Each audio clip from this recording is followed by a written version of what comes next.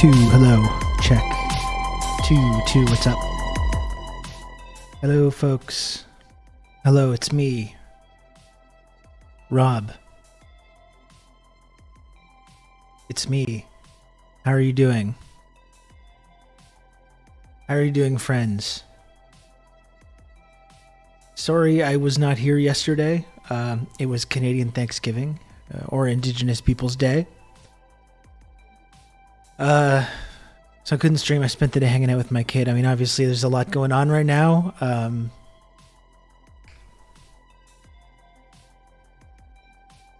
But you know, we're going to get into it all today. Like, it would have been good to probably do some stuff yesterday when considering, you know, the huge number of stories and things there are to talk about going on right now, but I think we'll be able to get into everything today.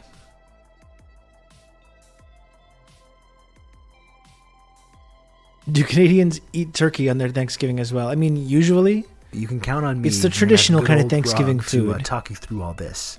Oh hey, it's Rob from the Rob Rousseau Show. That's right, that's me. Jay, thank you for 18 months tier 1. Thank you.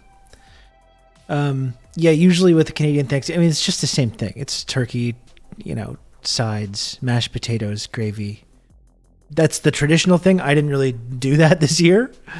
You can count on me. You're going to have good old Rob to talk you through all this. Paradis, thanks for the 21 months tier 1. Thanks for all the support, Paradis, as well. I didn't really do much of a Thanksgiving meal, really. I had a steak and vegetables, and I made nuggets for my kids, so well, whatever. I'm boycotting it. There's a pizza Thanksgiving this year. There we go. I had steak and fried up some broccoli and mushrooms and garlic and some stuff for the side there. It was quite yummy. Do they have maple pie instead of pumpkin? I mean, maple pie is a thing. Maybe some people do. I'm a big time pumpkin pie enjoyer, although I didn't get any yesterday. In retrospect, maybe I could have done that. I'm a big pumpkin pie enjoyer. So, yeah, pumpkin pie heads, get in here. This is a pumpkin pie celebratory zone.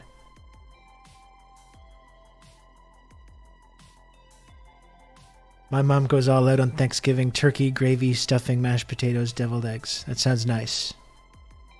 That sounds very nice. Not a favorite pie, but it's okay. I mean, growing up, I couldn't stand pumpkin pie. I just didn't like it. As an adult, I discovered it, and I was like, "Oh, this is tremendous." You know what's even better than the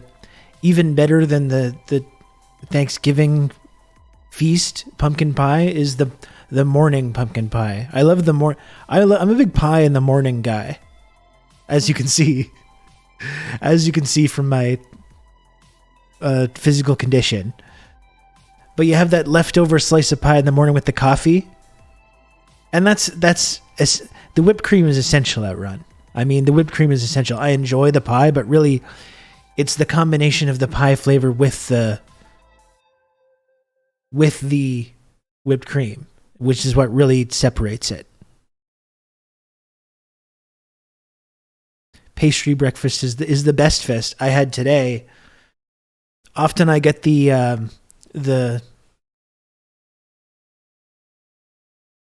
honey bun breakfast from the dépanneur. They don't have honey buns right now, but they have like maple flavored honey buns. And I had one of those. Like I've said, you throw that in the microwave 30 seconds with your coffee and a banana. The banana really lifts it to another level, I think. You include a nice banana in there. And you're covering all the bases and breakfast time. The Golden Arches seasonally as pumpkin pies are pretty decent for what they are. Do you mean like the kind of handheld pies? I've never heard of that. I would try a McDonald's pumpkin pie for sure. I've never heard of that before, though. What about fudge rounds? I love cashing my welfare check, and I just head straight to the store, and I pick up some of those delicious fudge rounds, fill up the whole closet full of them. That's all I buy, actually. Vegetables, no. Meat, no. Fruit, no. You just have a huge shopping cart full of fudge rounds, wheeling that around.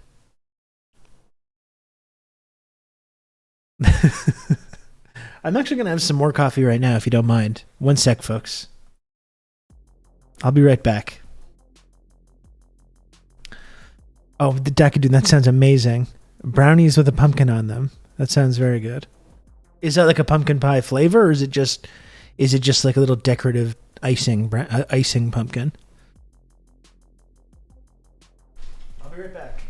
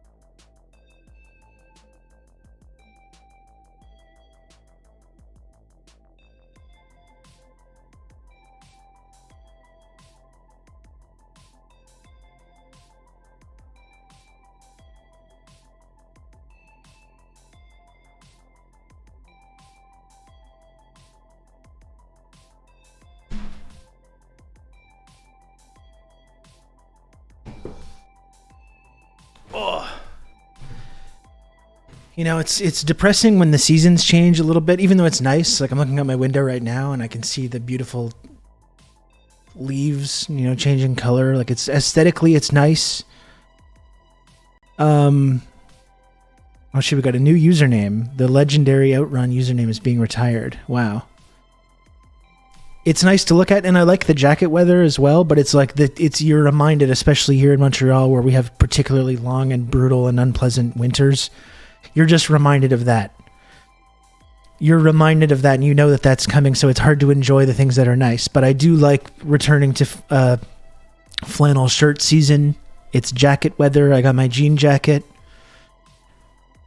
My jean jacket with my mullet and my mustache is really a winning look. Really a winning look. Here's I'm drinking coffee from my novelty Will Ferrell mug. I've got a novelty Will Ferrell mug here. Because it's actually just the biggest mug I have, so when I want to drink a lot of coffee, I use it because it's large, you know?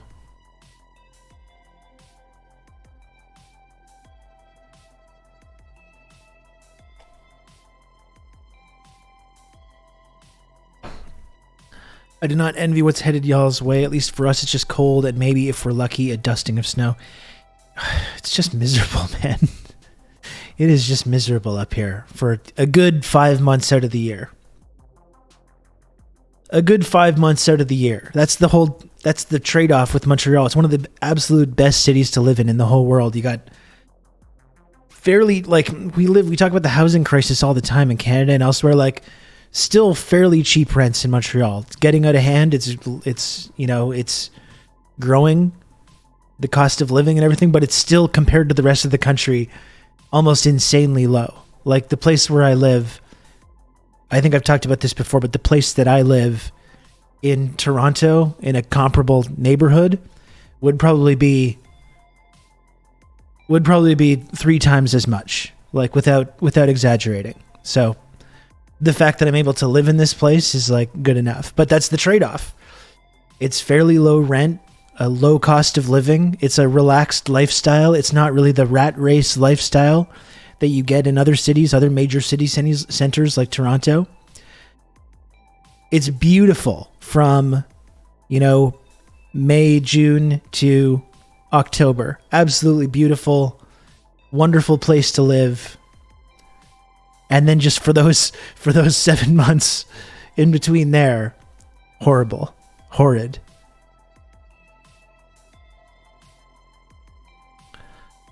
Just horrid.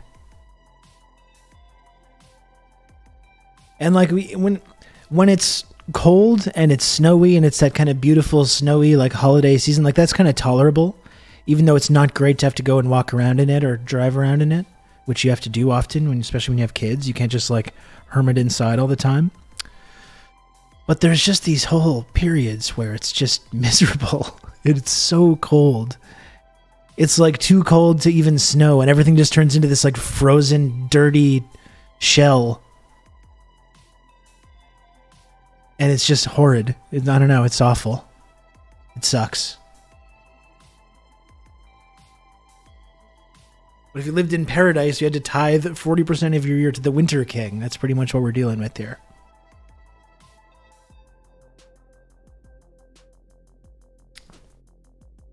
Like my heart. That's right. Just like that. With 2 kids, the only reason I'm living in Toronto is having won a housing lottery. Yeah. It's like you have to in order to be able to sustain that. It's 23 today in Edmonton. Wow, that's crazy. Yeah, we had that big heat wave last week, but I think that's seems to be gone now. Seems to be over and done with. We got all the next couple of weeks just seem cold. But not so at jacket weather. Jacket weather. Yeah, Chris from Not Even a Show said the cost of living in Vancouver is insane. No, it's literally insane. Like it's Toronto is bad, but Vancouver is on like even another level. If only the thing is about Vancouver and BC, if only the NDP could take over. If only the NDP could come over and solve some of these problems and establish safe sites, try to find a humane way to deal with the opioid epidemic. Maybe build some social housing, If only the NDP could get into power in BC, you would see, finally, the power of their social democratic policies would be unleashed, and they'd be able to deal with these problems.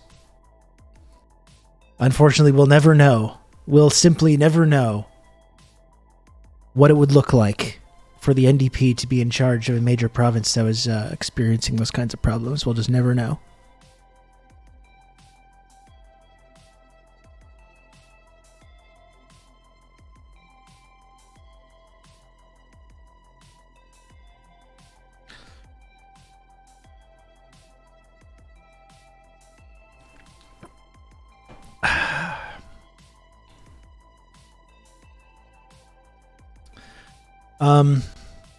What else went on this weekend? We're going to get to serious business in a few minutes. Let me just drink my coffee here, and then we can get into because it's going to be a long day of very serious discourse about serious geopolitical subjects.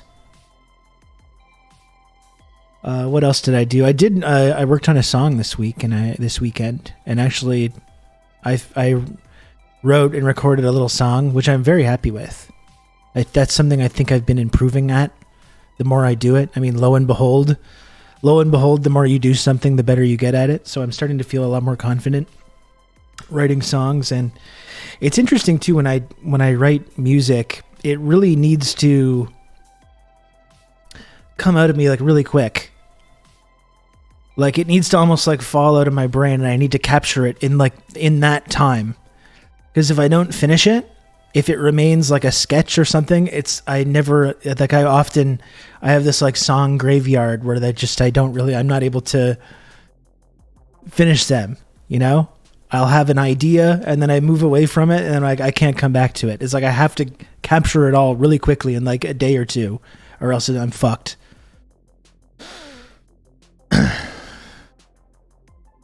But wrote a pretty good song this weekend, I think, that I'll probably put online. I was trying to find some kind of cover art or something, but I'll probably put it online if people want to hear it. Things are very bad. Oh yeah, the contradictions are heightening, Sam.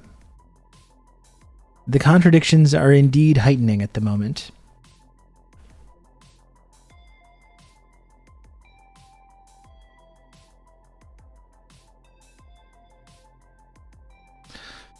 Sorry, just checking the status of my mullet.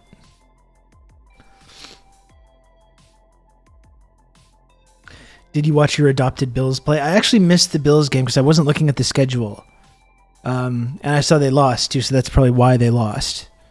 Because I wasn't watching. I did watch a bunch of football Sunday. I watched the Lions game. Was that the Lions and Panthers, I think? They looked pretty good. The Lions looked pretty good. And I watched the Chiefs game as well. I watched the Chiefs game. I can't exactly remember who they were playing.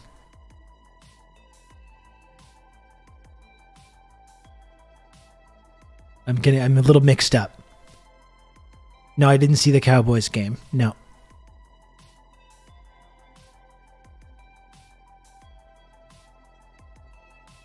Every time I go to put hockey on, I get distracted so many steps. What I'm really enjoying about being a football fan is just on Sundays, you just turn on the football and you can just kind of like go in the sofa like this and look at your phone. Look at your phone. I ordered some Chinese food. It was quite enjoyable. I ate my Chinese food. I looked at my phone while the game was on in the background. It was quite an enjoyable day, actually. I quite enjoyed it.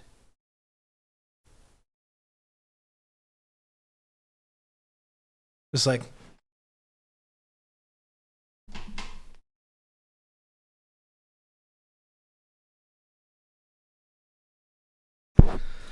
that's me, the American experience. And listen, some things America gets, I criticize America a lot, as you know. As you know. I criticize America a lot. There's a lot of things America gets right, though, and that's one of them. That's one of them. Although I can't do red zone. I talked about this with Jordan the other day. I can't do red zone. To me, that's an assault on the senses. It's too much for me. It's too much. I feel like they could use red zone in like Guantanamo if they wanted to really like get information out of people. You just put on to someone that's not used to the American experience, you know? Throw on red zone for a whole day and it's just like, Jesus Christ. It's too much. I like to have a single game on. I guess it's great for fantasy football. I mean, that's the real sicko thing, I think, would be you put on a game of football, because I like to hear the commentary. I like to see the story and the narrative of the game develop. You know, I don't like jumping around to 20 different games at a time. But I think having a secondary TV, though, that's really, like, talk about sicko behavior. You get a secondary TV with the red zone on mute. So you just have a constant stream of information, like a stock ticker almost. And then you can relax and settle into a game like on the main screen. I think if it was up to me, I think that's what I would do.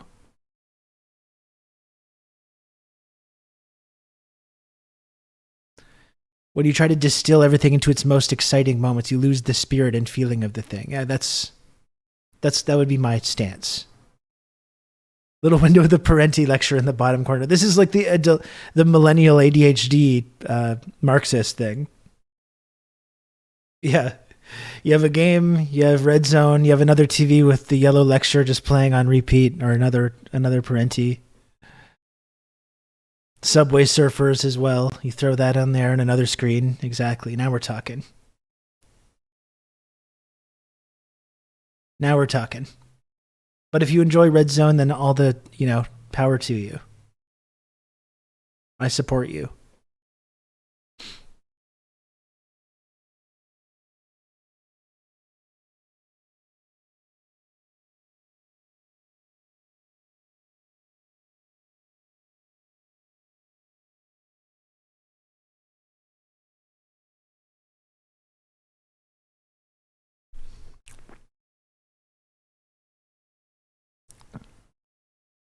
When I was doing the college football podcast, I'd have 4 screens over on my second monitor while capturing footage to tweet GIFs for exposure. That's human beings are not meant to be exposed to that much stimulus.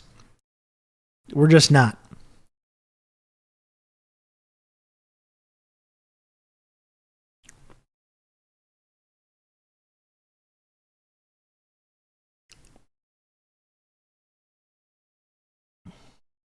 I felt untouchable though. I'd sleep like a baby afterwards. It's like when Neo in the Matrix is like learning kung fu and how to fly a helicopter and all that stuff in these big like 7-8 hour stretches. He's still going? The guy is a machine.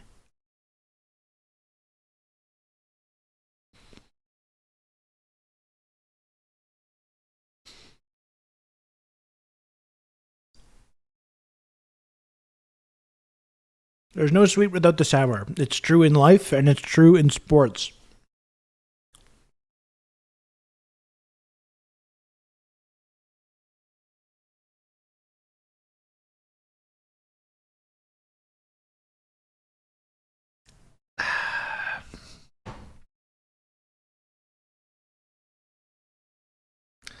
I feel that way when I watch Fortnite gameplay. My late 20s brain is immediately tired. Well, that's the thing. I'm 40 and I still love that shit.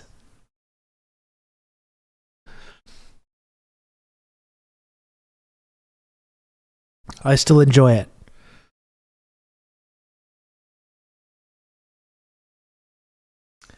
Poning noobs on Fortnite. Like I said, I get an extra special enjoyment when someone like has this wide open shot against me in Fortnite and just misses terribly, and then I just instantly air hole them, and I know that it was probably like a toddler, and I'm like, ha ha ha ha. Thanks for the XP, nerd.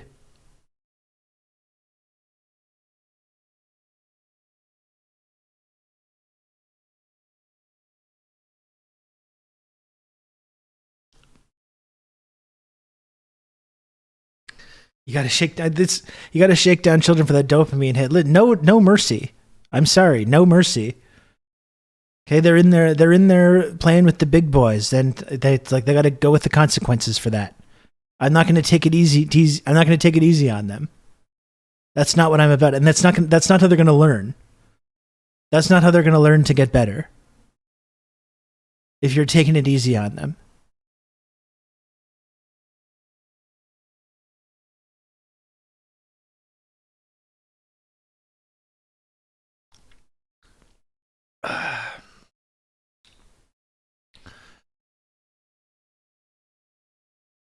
And I see the important and serious comments coming out. I'm going to pivot to talking about the actual news in just a moment. I'm just finishing my coffee. It's hard to even know where to begin.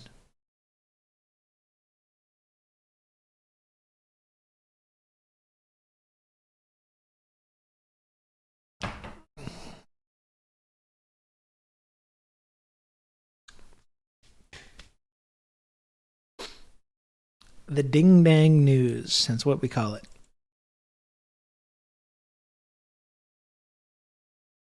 I guess first I'll just promote this episode of the Insurgents podcast. If you haven't heard it yet,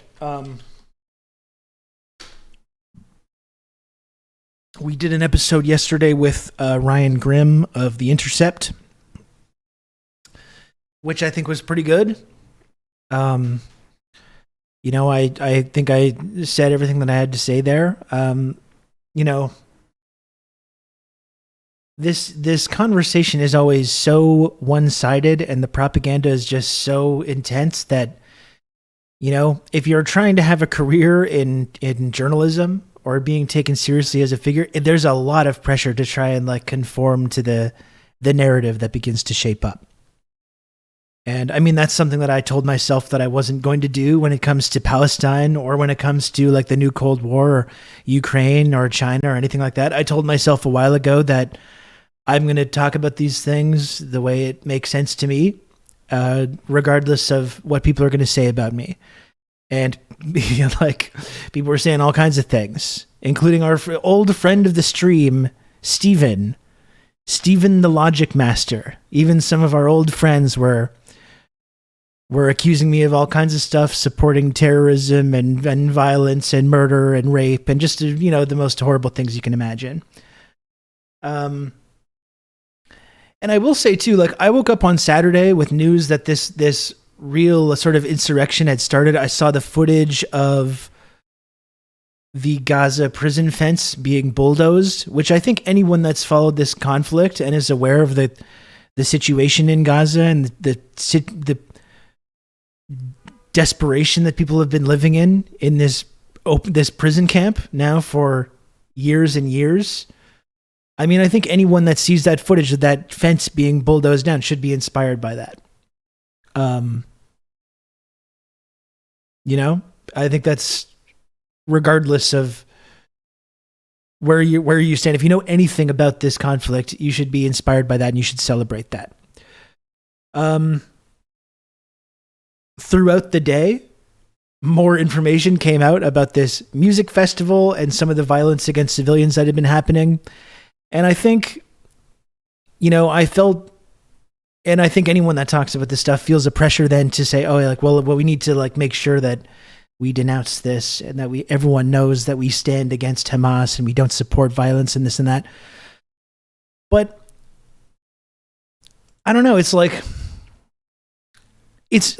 I tried to do a tweet to this effect, but it's really easy to stand up for Palestinians and a truckload of propaganda. And that's a whole second thing that we're going to talk about as well. Is sifting through the truth and the propaganda from these narratives, because we're seeing a lot of that right now.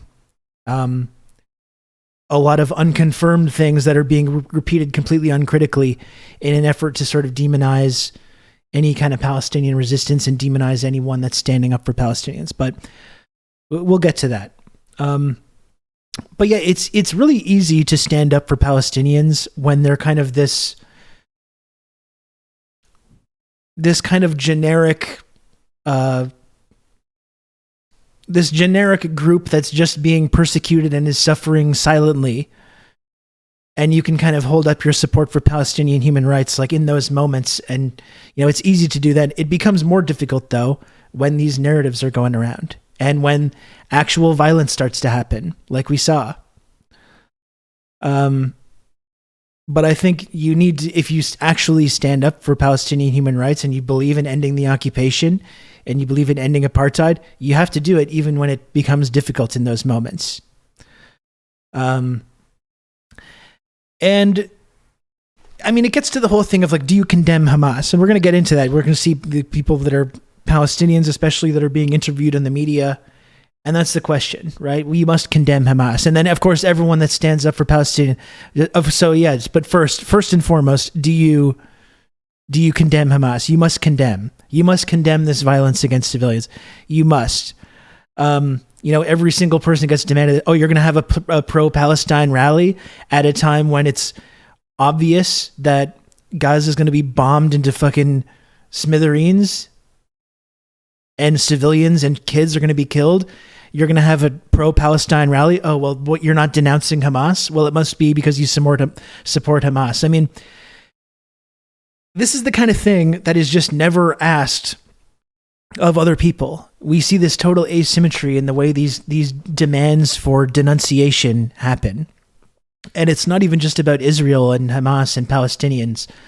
We saw the same thing during the Olympics in China, right? Where any Chinese athlete is being asked to denounce their government and for their human rights abuses and these accusations. Or Russian athletes, like Russian tennis players. But first and foremost, congratulations on the tennis trophy, but do you denounce Putin? And this is just never applied to supporters of Israel or supporters of the United States government. It's never applied. What would it make sense? And of course it wouldn't make sense, and it would be offensive if every single time a Jewish person went on the media to talk about politics or to even just accept an award or be an athlete or just be going about their lives, if the first thing they were asked every single time, do you denounce the IDF? Because there's this daily nonstop stream of violence directed towards Palestinians from the IDF and from the Israeli government. So it's would it make sense to every single Jewish person or every single, whether they're connected to it or not, do you denounce the actions of the IDF? First and foremost, like we'll get to your award speech, we'll get to your little athlete thing that we're doing, or we'll talk about geopolitics or whatever on the media. But first and foremost, though, do you denounce the IDF and the actions of the Israeli government? This just never happens. Nor do you have Americans that are being questioned. We've looked at say nothing about American foreign policy like for the last 60, 70 years, even just throughout the war on terror. You know, America and their support of Israel is like part of that war on terror. Invading other countries, you know, killing hundreds of thousands of civilians, leading to this massive refugee crisis, 32 million refugees, bombing weddings and funerals. Do you ask every American athlete, do you denounce the government? Do you denounce the United States government in these various war crimes that we can pick out of a hat, maybe just five war crimes from the last 10 years or so, or even shorter than that? Before we get to your question here, do you denounce that? Do you denounce the U.S. government? Do you denounce the government? Do you denounce the U.S. government? Oh, I see you waving an American flag. Do you denounce the network of CIA-sponsored black site torture prisons around the world? You're just going up to a guy on the beach with like an American flag bathing suit or something? Do you denounce, and I do denounce the U.S. government and the Canadian government. I do. I have no problem with that. But that's the point, though, is that this is not ever applied evenly in any way. This thing where like every single pro-Palestine rally must denounce Hamas and denounce the violence. And every single Palestinian person that goes on the media to talk about the blockade and the daily non-stop stream of violence that it is the occupation, you know? It's fueled by violence against civilians. Do you denounce the Israeli government? Do you denounce the IDF? Do you denounce this violence towards kids and civilians?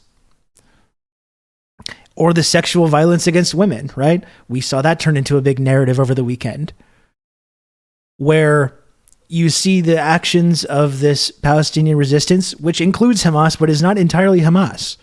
Also involves other groups and also involves military targets. Like the IDF has specifically been targeted, you know, suggesting that this is entirely this attack on civilians, which then kind of morphs in the discourse into roving hordes of Hamas, like brown-skinned Hamas radicals who are just these big organized rape gangs. That's basically what the narrative gets turned into.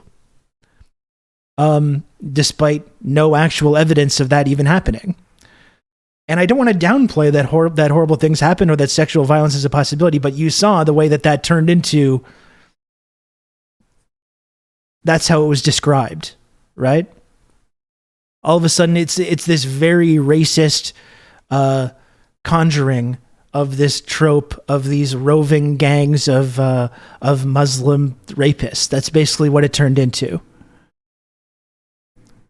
And again, daily, old reliable, exactly. I mean, it's a classic trope.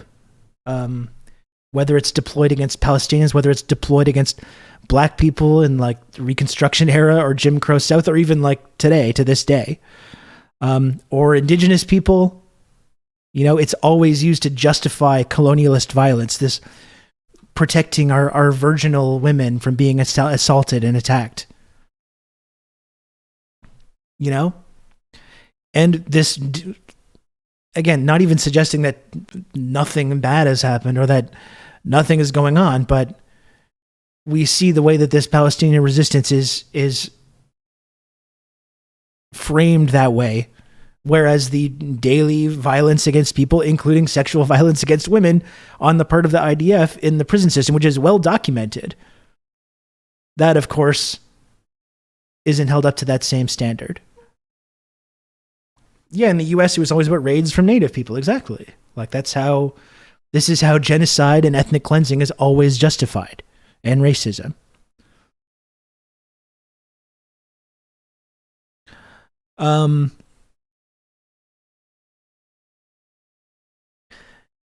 And that's ultimately why I don't think it's really helpful to give in to the pressure to this narrative of like, oh, I must, before I talk about how much I support Palestinians, I want to make sure everyone knows that I denounce Hamas and I denounce this.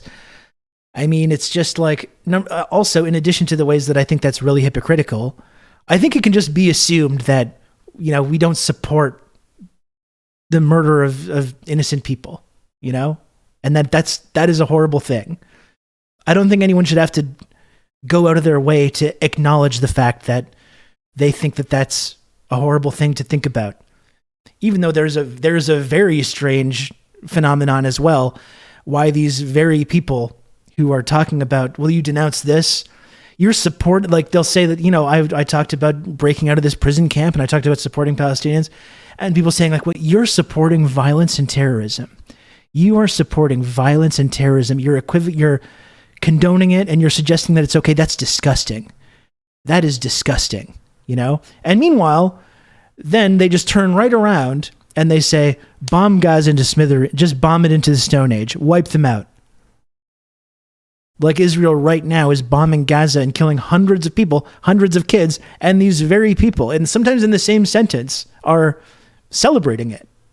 While they criticize you, they criticize us, people that stand up for Palestinian people, they criticize it. How dare you support violence and terrorism against innocent people? And then they turn right around and they openly cheer on and celebrate violence against innocent people with zero cognitive dissonance.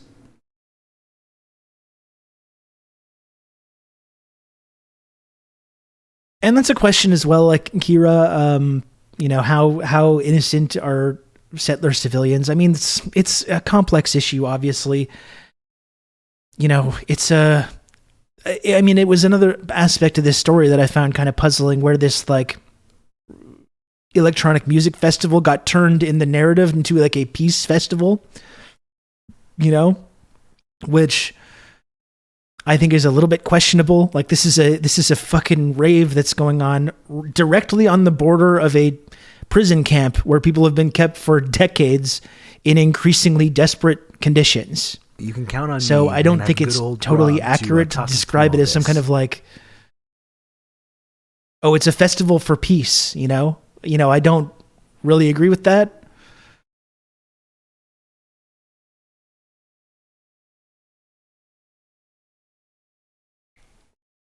But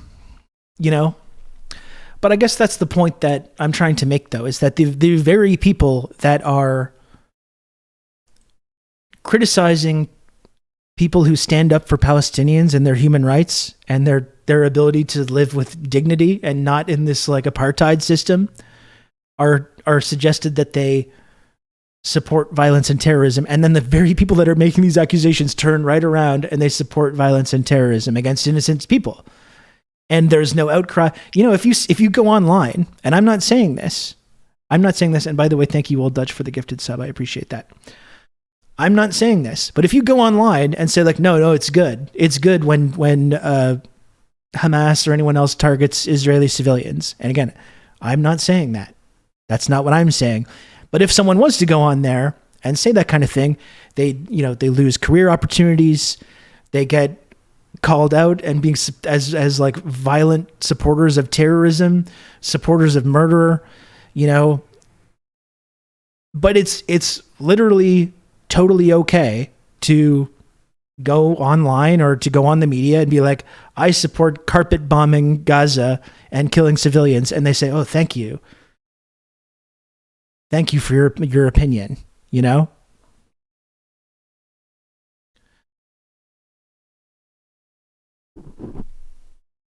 I got called all sorts of things on Twitter. I don't really look at what people are saying. I saw Steven, Logic Master Steven was saying something, so I kind of responded to that. But I try to avoid it just because I know that people are going to be saying all kinds of shit, and it's like not really useful to like look at it or respond that much to it.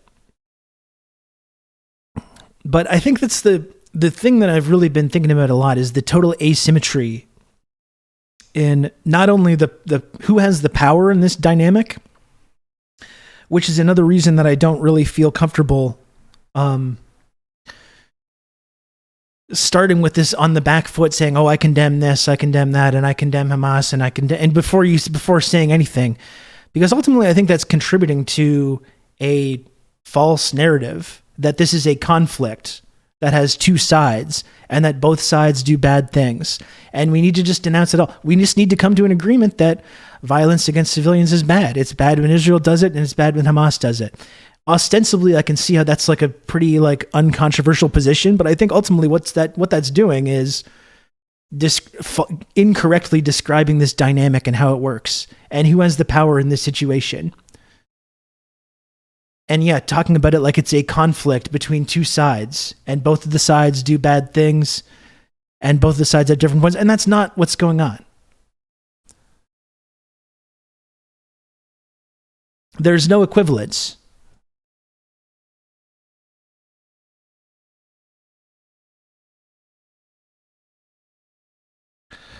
Which is another reason I don't really think it's helpful or anything to play this rhetorical game with people and to try to like justify all your positions. Like, oh, I still support Palestine, but you know, we got to make sure that people understand that I'm a reasonable person, and of course, I need to keep the door open for my media career or whatever other career. You know, I don't really think that's really helpful.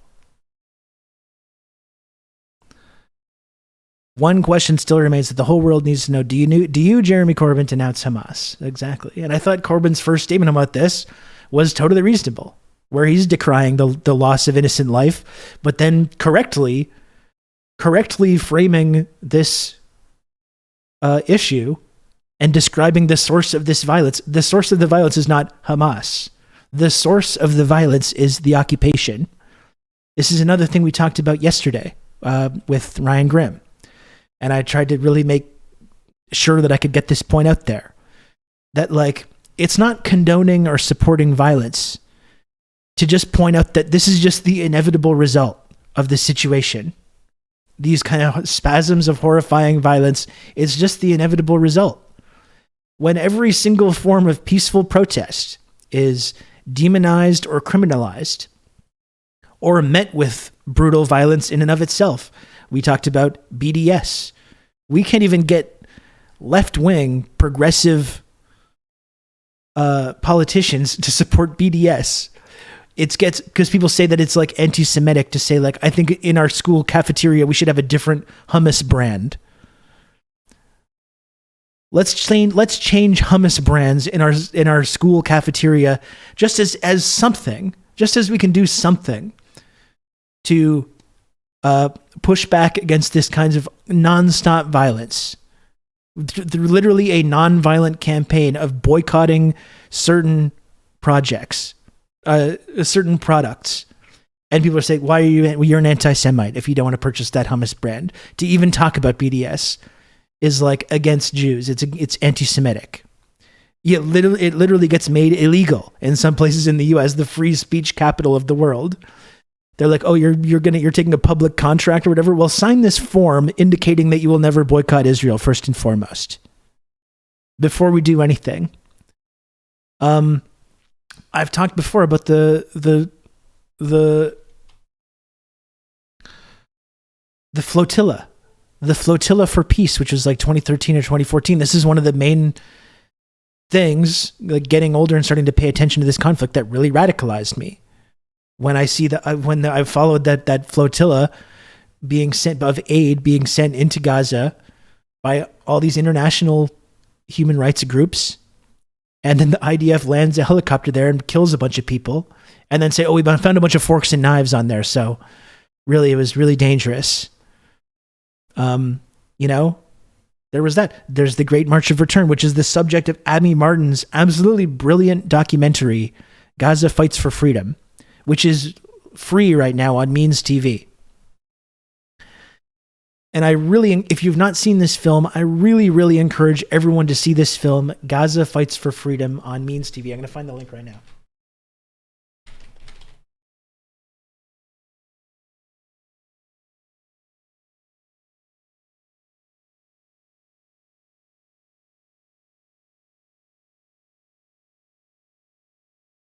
But that's about the Great March of Return, which was nonviolent, which was a months-long campaign of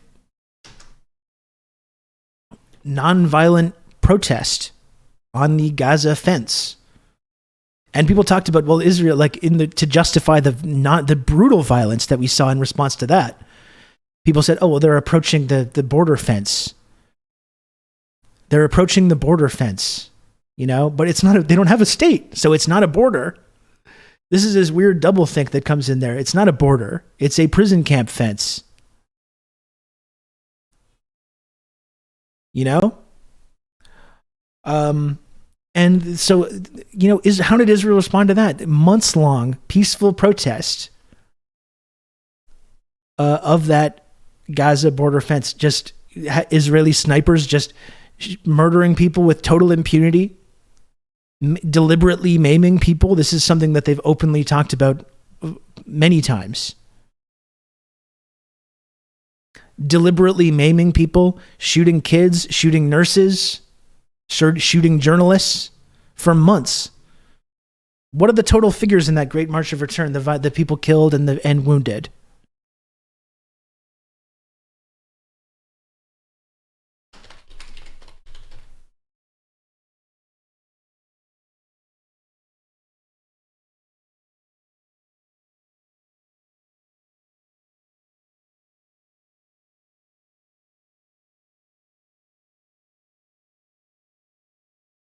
According to Al Mazan Center for Human Rights, since the start of those protests, the Great March of Return, 150 Palestinians killed in the demonstrations, at least 10,000 others injured. 10,000. And we talk about injuries. Again, people are being deliberately maimed for life, intentionally, including 1,849 children, 424 women, 115 paramedics, and 115 journalists. Of those injured, 5,814 were hit by live ammunition. From the river to the sea. Gone wrong. Thanks for 16 months, Tier 1. I appreciate that. So that's just the Great March of Return. Like to say this is just singling out this one event and not even talking about the nonstop stream of violence against people and against civilians that just happens every single day in Gaza. And that's the point, though. When every single form of nonviolent protest, that's what it's met with. It's met with unflinching, unapologetic, brutal violence, totally supported by the West, totally supported by Canada and the US, with zero outcry. There's nothing. No flags lowered to half-mast, no Palestinian flags being projected on government buildings, no denunciations, no how dare you protest this, how dare you, no demands that people denounce the IDF or denounce this kind of thing. No one fucking cares. No one cares.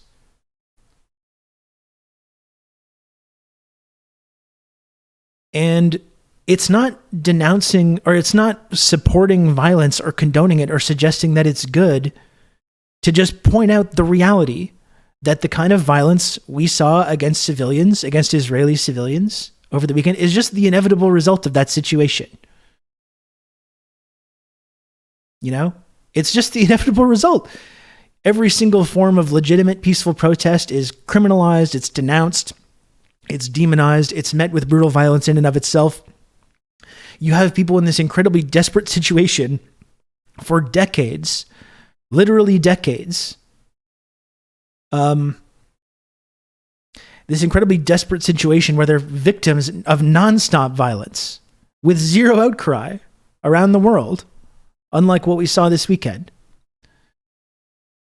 And then lo and behold, like that leads to moments like what we saw this weekend and the kind of violence that we saw. Like that's just the inevitable result. And the source of that violence is not Hamas. It's not Palestinians. It's the occupation. It's this apartheid system that's been going on for decades now with full international support. That's where the violence is coming from. And if people really are so scandalized by the deaths of innocents, I do think it's questionable the way that they You can count on me. hold You're up gonna have certain good old victims of Rob violence to, as being talk you worthy through of all this. denunciation and worthy of remembrance versus others. But if people really are that scandalized by that violence, then they should support ending the occupation, because that's where the violence is coming from. Gald Greek, thanks for the gifted sub.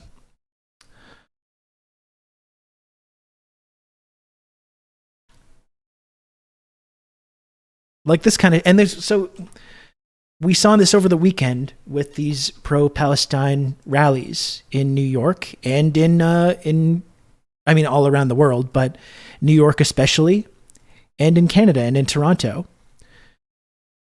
And you have everyone denouncing these protests. Again, their protests in support of Palestinians when they know and correctly understand that Palestinians are about to be subjected to just huge amounts of absolutely grotesque violence. So they rally to support Palestinians, and then our progressive leaders denounce that, whether it's Olivia Chow, whether it's Eric Adams, whether it's Justin Trudeau, or whether it's Alexandria Ocasio-Cortez, who also denounced these rallies that are going on in New York. And again, these protests are totally valid. They're supporting Palestinian people when they're being themselves victims of horrific violence. And You can count on me. You're going to have good old Rob to talk you through all this. Burr Pa, Sleepin' 8 Red Salute. thanks, Sinchel. 34 months of tier 3 from Cinnamon Challenge. Thank you.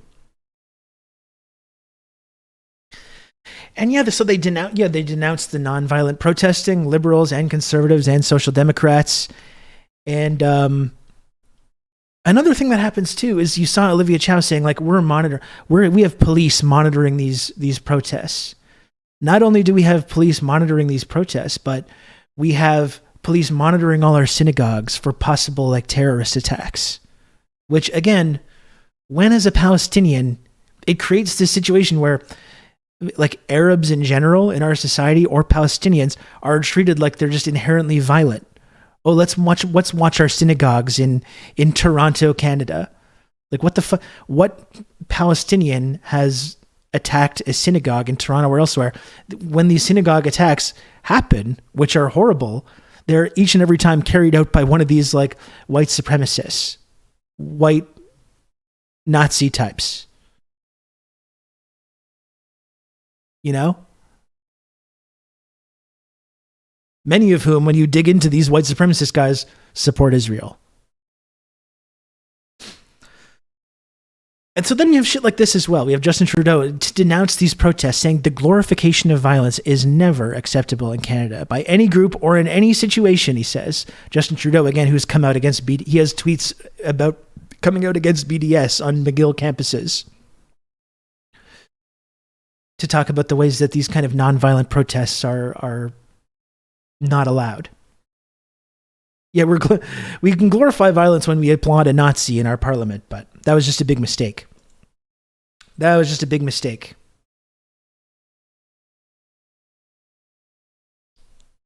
But no one was monitoring the synagogues when alt-right weirdos were shooting them up. Yeah, exactly.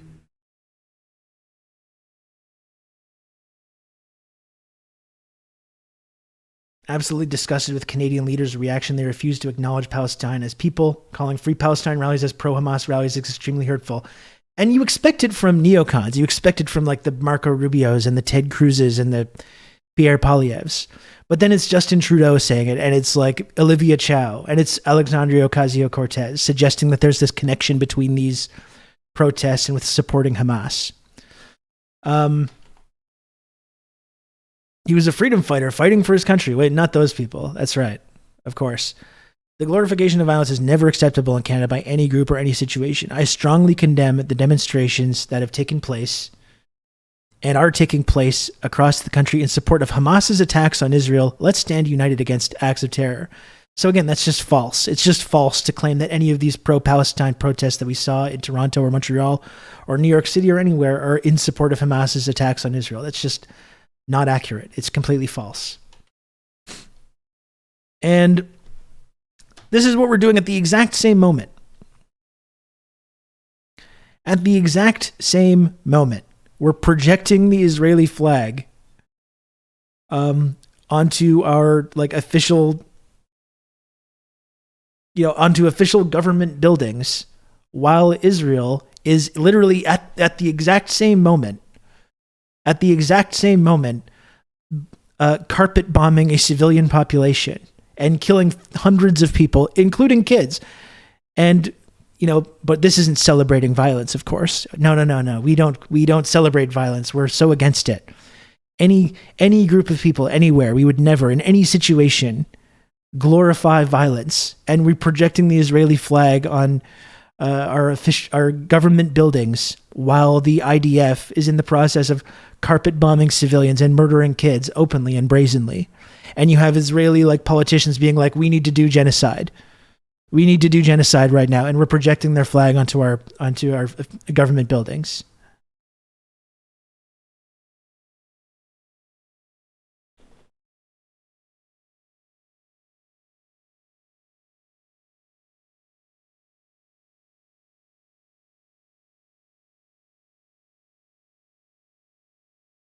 The situations aren't one-to-one, but this smells a lot like BLM in 2020 when liberals became very reactionary when real change was ever threatened. Read the police. One, this asymmetry in violence and who's allowed to commit violence and who's not allowed to. I mean, this is not just about Israel and Palestine as well. But, I mean, we see this when we talk about police domestically, right? Where the police are just allowed to kill with total impunity, with never any consequences, never any accountability, more and more funding, more and more billions of dollars. But when someone picks up a gun and shoots a police officer, huge, we got to stop the whole world. Big, big caravans and parades of police vehicles, thousands of cops getting out. Every political leader has to get out and say, this is so horrible what just happened. This is so terrible. And we stand with the police at this time. That's part of being part of the state, this monopoly on violence. So you see it domestically and you see it internationally. And it's not just about Israel as well. It's about US troops or Canadian troops, where we can invade entire other countries. We can invade and occupy entire other countries. But when someone that's in that country picks up a rifle or a grenade or even a rock and throws it at one of the people that's occupying the country and just being able to kill with total impunity, that person's a terrorist. That person's a terrorist, and now we're justified in even more colonial violence. This is the cycle of colonialist violence. It's not just about Israel. We see this everywhere. Everywhere that colonialism exists, right? Any resistance gets treated this way, and it gets used as an excuse for even more violence, which leads to this cycle continuing indefinitely.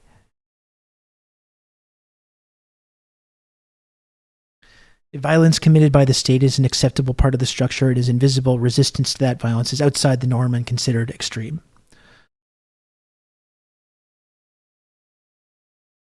Have you gotten into the Trump told Putin, who told Iran, who told Hamas the Iron Dome weakness?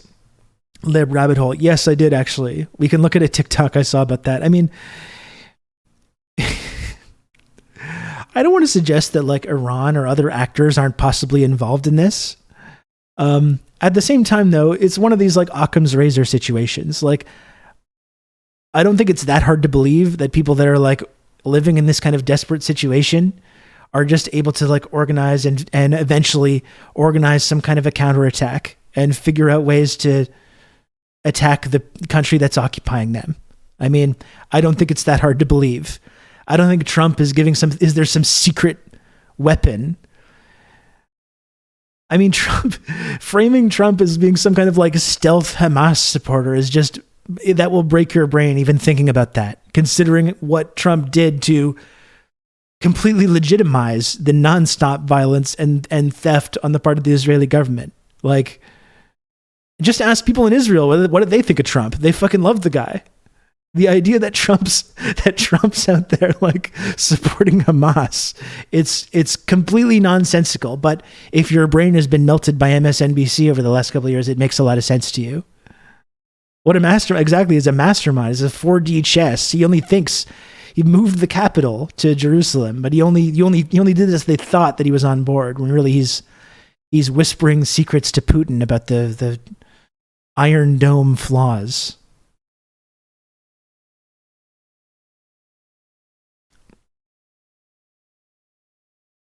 I've always supported Palestinians' the right to self-determination. It's the most beautiful ways of self-determination you've ever seen.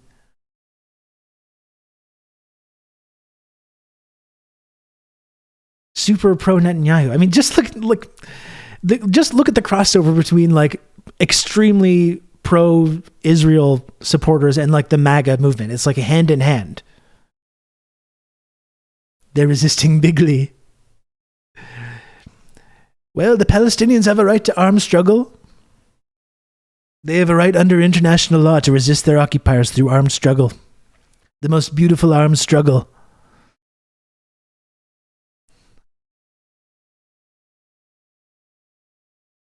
We simply use the computer to mark up the size of the account.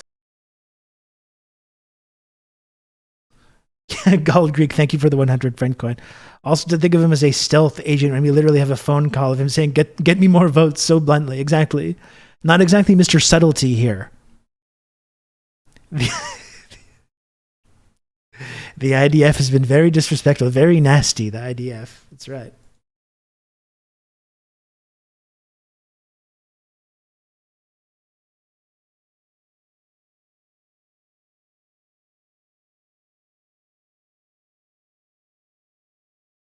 Let me see if I can find the TikTok I saw about this, because it's really bad.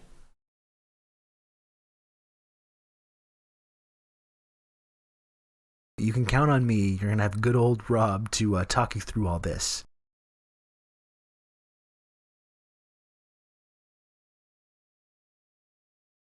Where is this guy?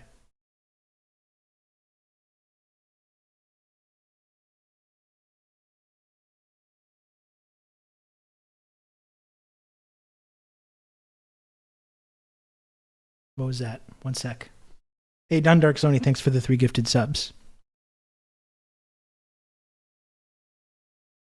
Thank you for that, Don Dark Sony. Very much appreciated.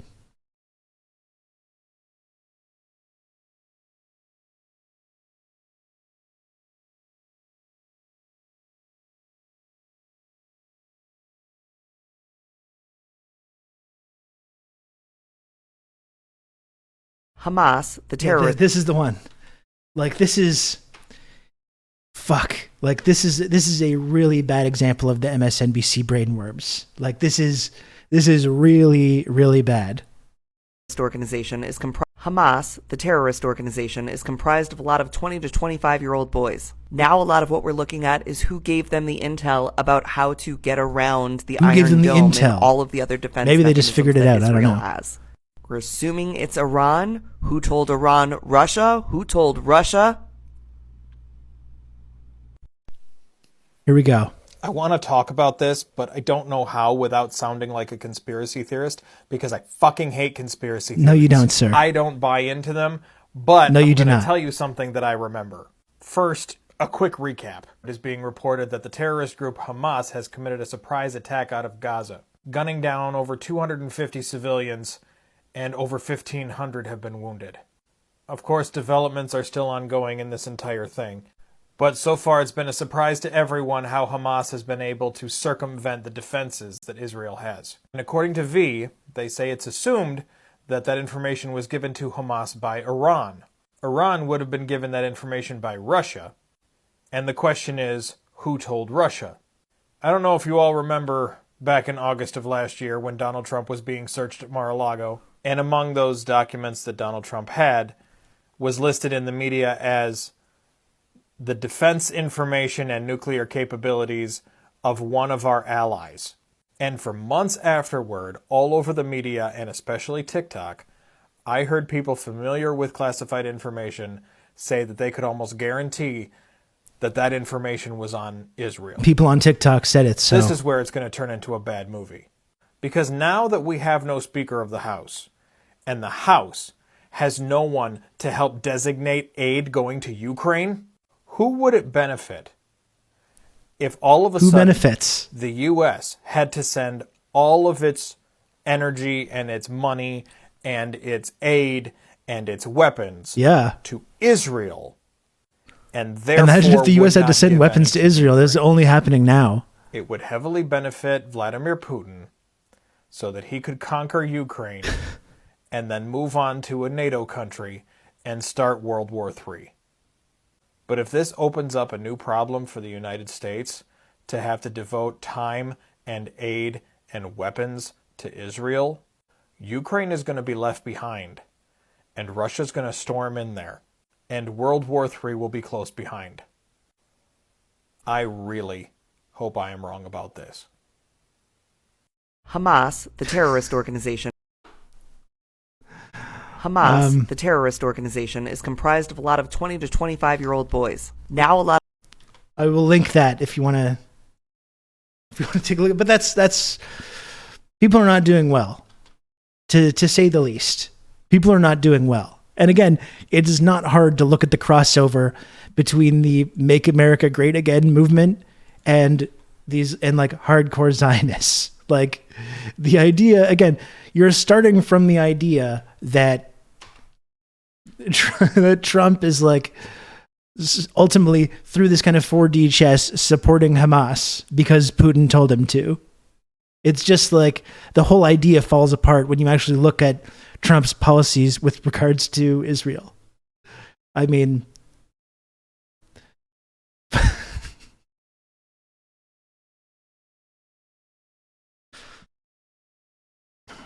all roads just lead to Trump and Pooler. I mean, this is it. This is what Putin brain gets you. When you see every single world event that ever happens, no matter where it is, you follow the breadcrumbs and you follow the red string, and there's Putin holding the puppet strings. Like, it's insane. It's really amazing the way that they've imbued this man with almost supernatural power to influence events around the world. Like, it's absolutely incredible.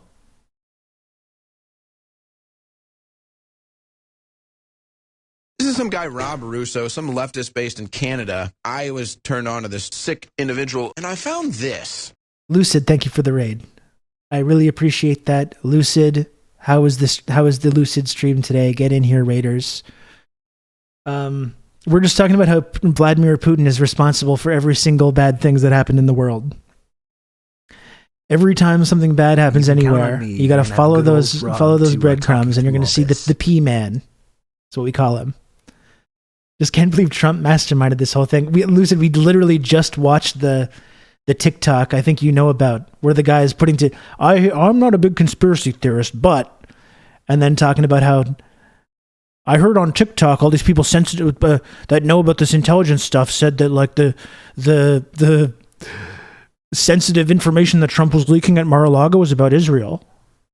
And so you leak to Putin, who tells Iran, who tells Hamas that, hey, this Iron Dome, by the way, this is secondary, the whole Iron Dome thing, it only works for like rockets that you make in your garage, right? Like, we understand that.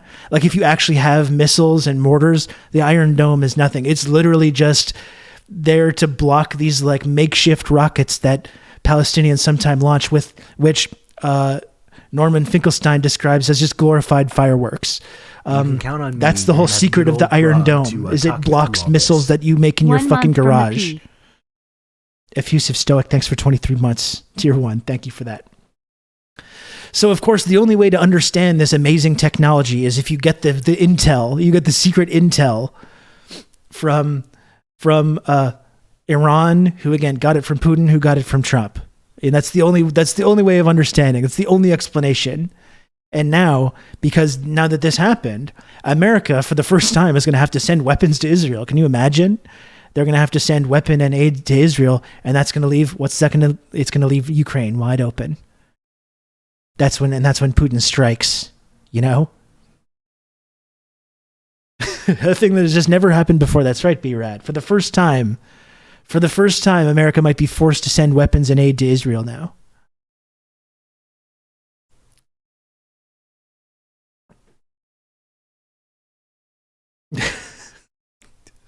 It's really amazing. It's honestly quite incredible what has happened to people's brains, what has happened to their minds. Can you imagine the USA being involved in more than one intervention? It's just, I can't. No, it's just too crazy to think about.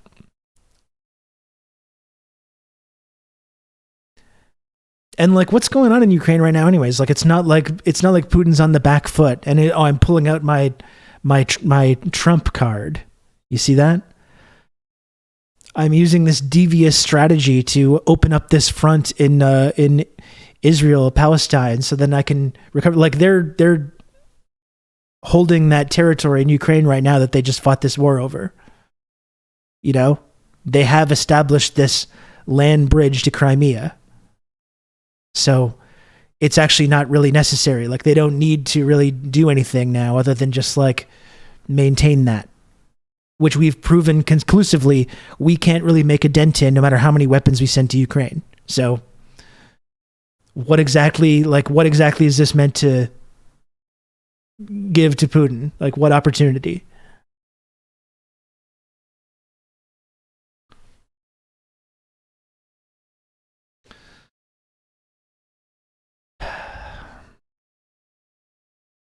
Israel military is always hyped and all they know is to shoot kneecaps of non-military civilians and children with rocks and push buttons that drop bombs.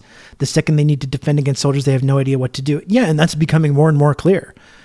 Because again, when we talk about this like counteroffensive or whatever you want to call it, this attack by Palestinians, which includes Hamas but is not exclusive to Hamas, as I keep saying, which is still ongoing. And you're seeing that the IDF is completely unprepared to deal with that because they're used to just like frisking civilians, bombing residential neighborhoods, shooting kids in the kneecaps. And when they we actually have to fight a war now, turns out they're not really as good at that. You're seeing the same thing with like Western troops in Ukraine, for that, to use that example. All these people that trained, that fought in Afghanistan or Iraq or whatever, and be like, this is going to be no problem. That's what fighting a war is. Someone takes a pot shot at you with a rifle from some village, and then you just call in an airstrike on the village and vaporize the whole thing, and you go home to play Xbox at the military base. Turns out, though, that's not actually how it works a lot of the time. When you don't have that air support, turns out it's not quite that simple. And I think you're seeing that sort of with the IDF right now.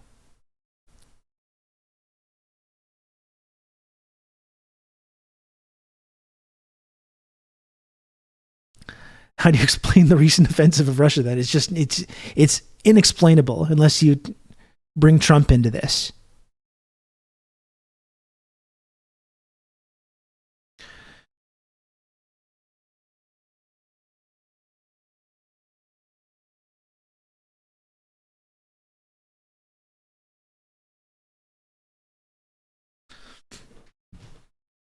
That TikTok, though, is absolutely insane. Like, it really is.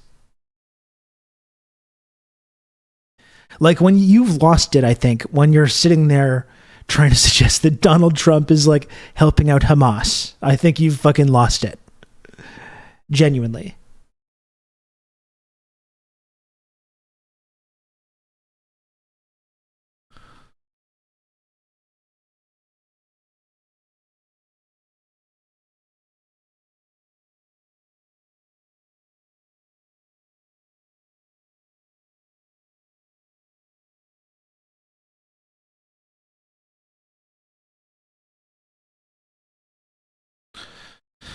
Let me pull up some more stuff. I have a bunch of stuff saved to look at.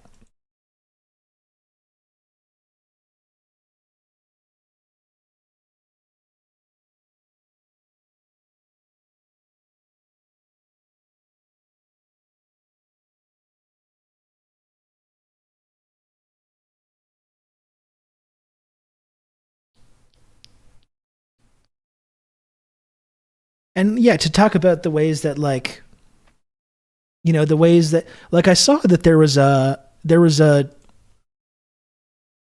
Philadelphia-based freelance writer that had just gotten a job as the beat writer for the fucking Sixers, who said when the 76ers put out this statement, was like, this sucks, free Palestine, lost his job.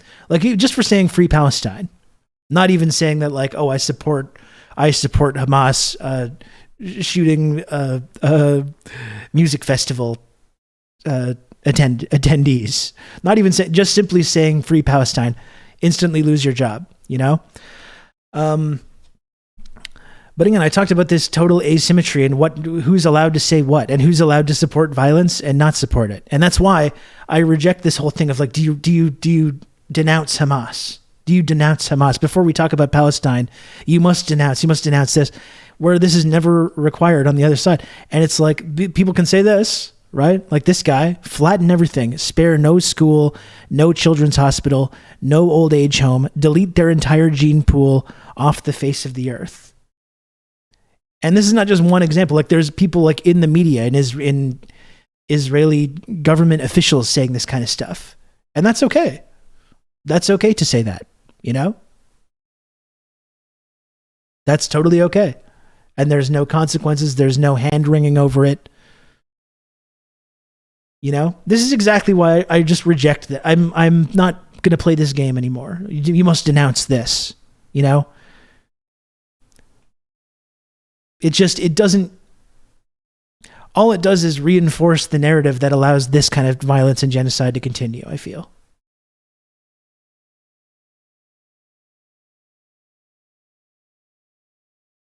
Yeah, you can call for ethnic cleansing and genocide, no biggie. I mean, this is the amazing thing. What the IDF is doing right now is in Gaza is just reprehensible. They're just murdering kids. They're flattening entire residential blocks. Like they're actually doing what this tweet suggests. And our governments support it. We project the Israeli flag onto our government buildings while they're doing it. And we say the whole country stands with you. And we all support Israel's right to defend itself. And as they engage in this widespread violence against civilians, including kids, and we totally support it. But then, of course, if you go to a pro-Palestine rally, you have to denounce it. You must denounce.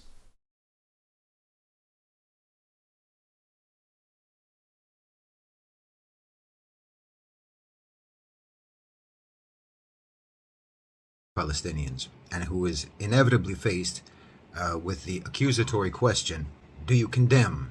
It's from Effusive Stoic. That's like a meat eater asking a vegetarian if he condemns eating meat.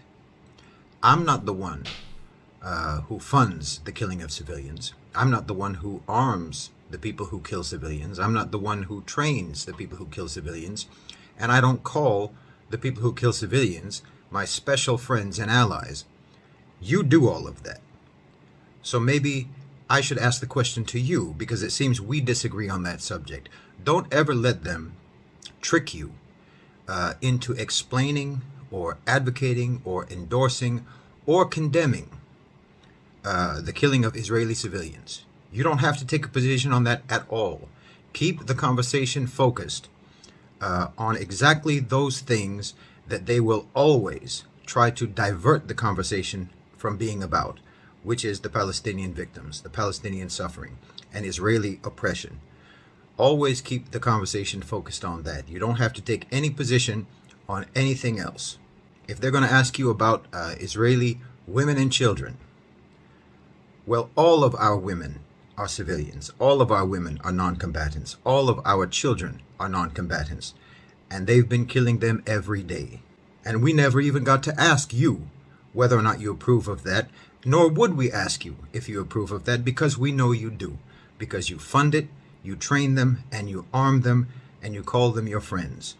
And you support them, as you've said many times, as your governments have said many times, unconditionally and unreservedly, you support them. So we know very well what your position is on the killing of civilians, on the killing of women and children.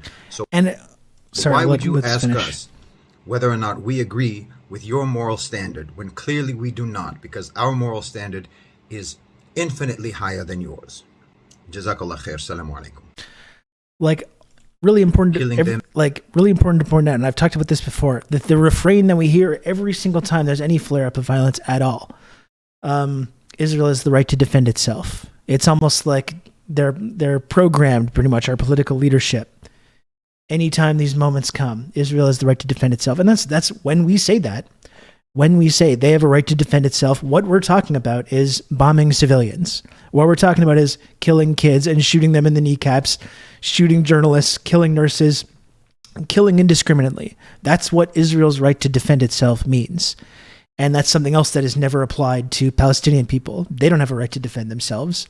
They don't have a right to defend themselves when they're going after the IDF and literal armed occupiers on their lands with tanks and guns and bombs and planes and nuclear weapons. You can't even throw a fucking rock at someone in the IDF if you're a little kid without being beaten and arrested. So Palestinians don't have the right to defend themselves. People's elbow, fuck off. Go away. Jesus Christ.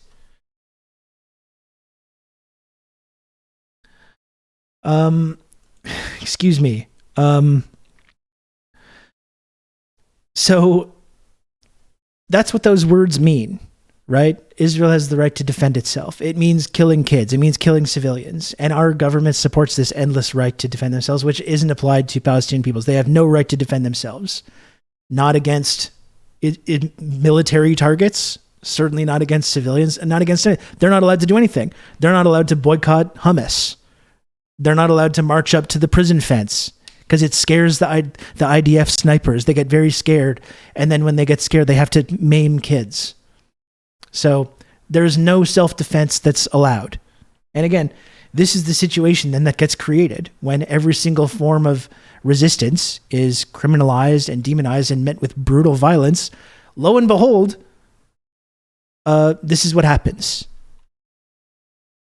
Lo and behold, this is what happens. And again, if you're going to denounce violence and denounce violence against civilians, we should denounce violence against civilians, and we need to recognize that the source of that violence is the occupation and this grotesque system of apartheid that's been in place for now decades. You know, it's this kind of violence that we saw is just the inevitable result of that, and that's not supporting it or thinking that it's good that that's happening. That's just stating a basic fact. That's just stating a basic reality, that that's the source of the violence, is this occupation.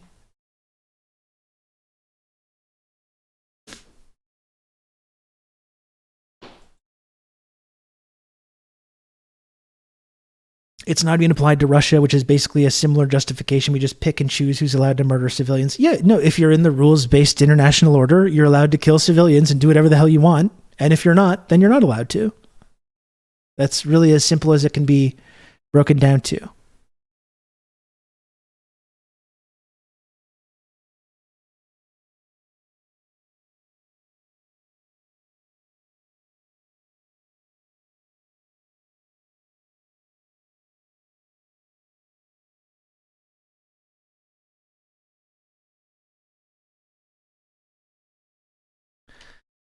So listen, people play gotcha with, there's this whole like cottage industry of like following every single thing that AOC does and criticizing it, which I try to avoid. I don't think it's super helpful. And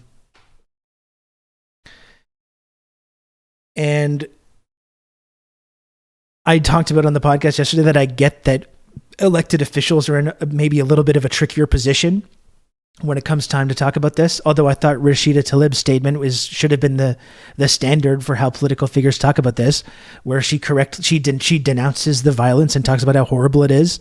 Corbyn did this as well, but then talks about if you want to end the violence, the occupation has to end. And she was of course criticized like this for, as she always is, for supporting terrorism or whatever, and Cori Bush as well. So AOC's statement, like, I didn't think it was that great. But like, I also thought people were being a little overblown with attacking people like that over this. But this is inexcusable. And when we're talking about this pro-Palestine protest in New York City, which is about ending apartheid, which is about supporting Palestinians when they're being wiped out. And then AOC says, the bigotry and callousness expressed in Times Square on Sunday were unacceptable and harmful in this devastating moment. And people tried to clarify too. They're like, oh, Dave Weigel is being like a Bernie bro and he's taking it out of context or something like that. But like, then you look at her actual statement, the rest of it. I thought it was under here.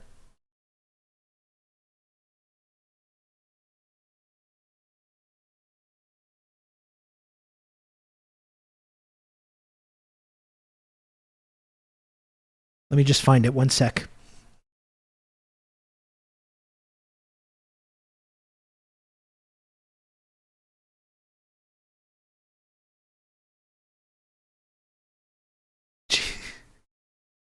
Jesus Christ, Lucid, what the fuck is this?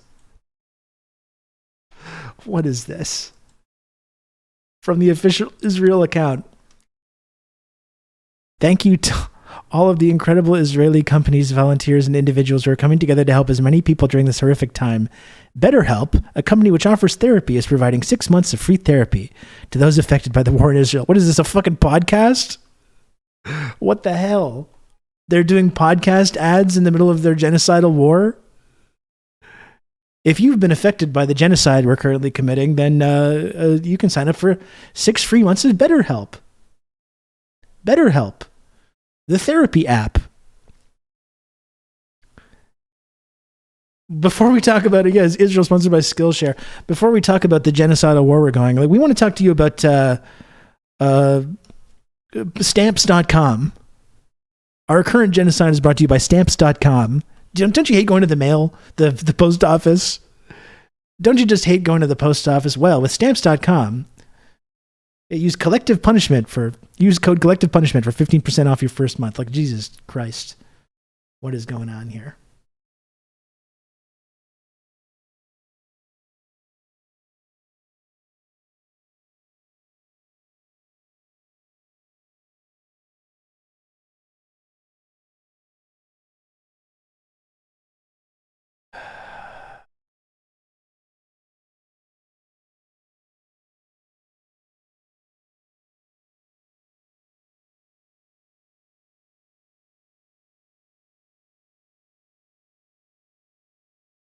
Let me just find the rest of this. Okay,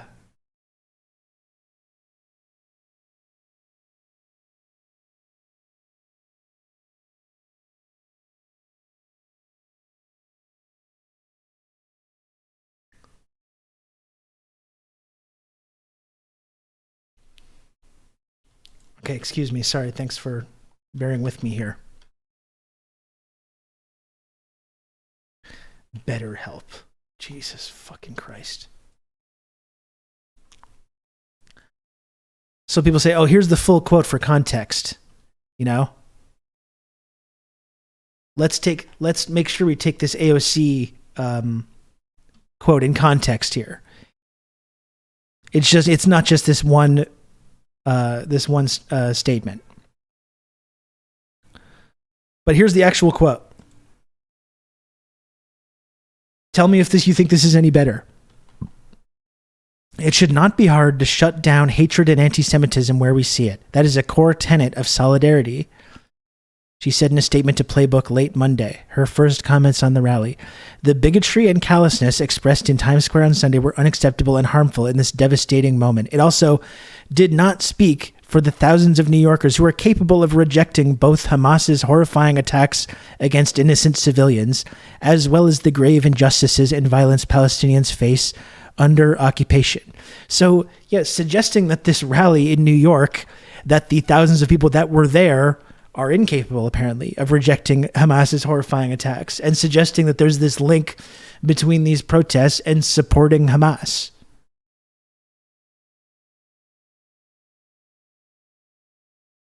So that's the full context of that quote. And again, I'm not one of these people that just like goes out. There's a whole industry of like going after the squad or whatever, talking about not being progressive enough or not doing this or not doing that.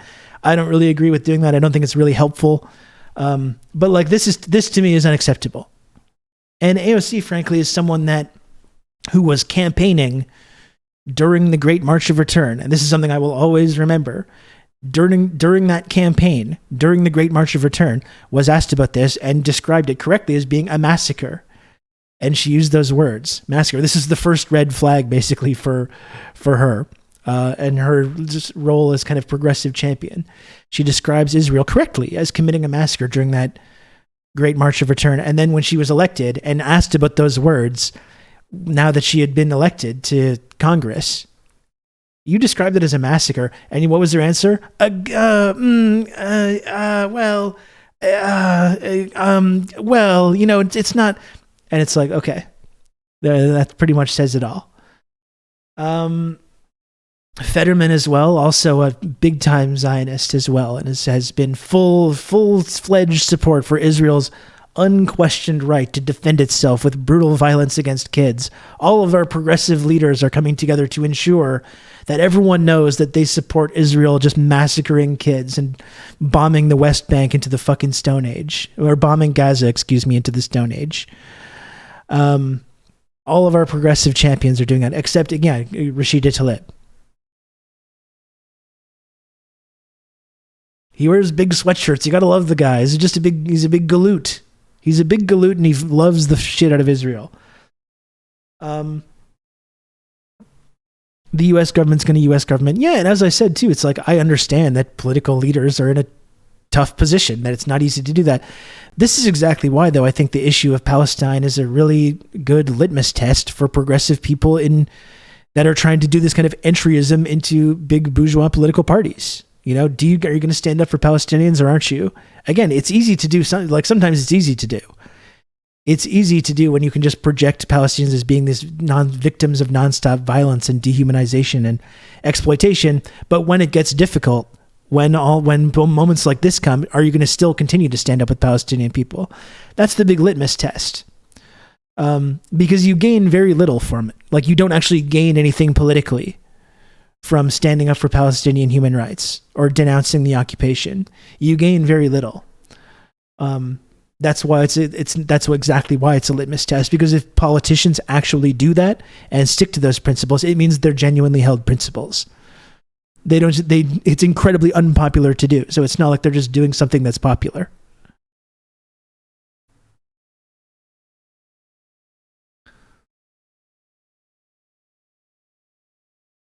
You know?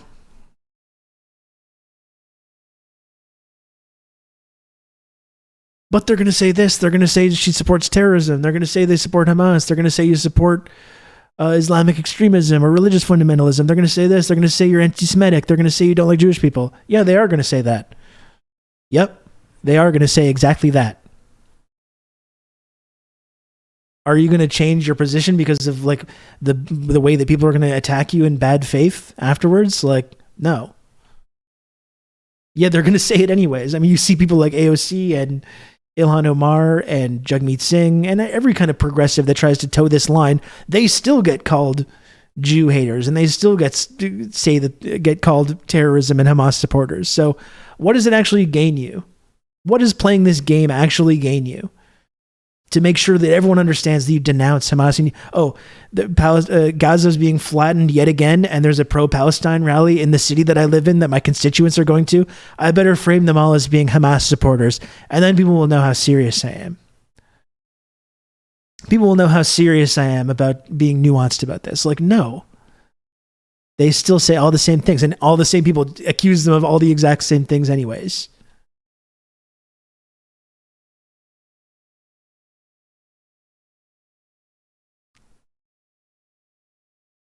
You know, and like I keep saying, that's why I don't think it's really valuable to play this game and try to play this respectability game in these moments.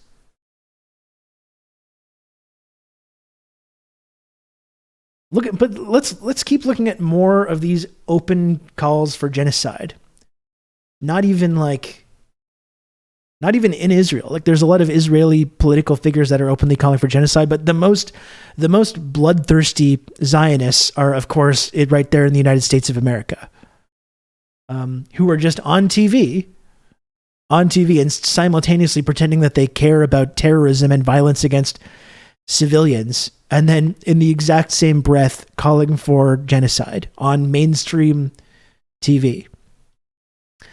Another thing that's important to remember as well is, we're going to look at this in a little bit, but this whole position, which is being framed in our society as being this like radical extremist position of saying, you know, this violence that's happening right now, it's caused by the occupation. It's caused by the Israeli government. It's caused by the system of apartheid. It's caused by Netanyahu. This gets framed in our discourse by progressives as being this like pro-Hamas argument. That's what the Israel's oldest newspaper is saying in Haaretz. Like this, when the violence is going on, and extreme credit to the Israelis that are out there making this case.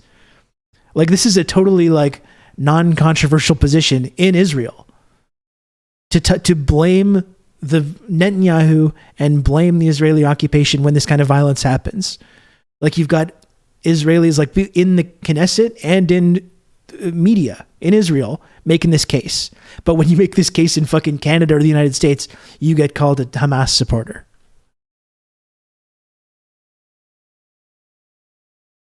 Here's Marco Rubio. Marco Rubio on CNN.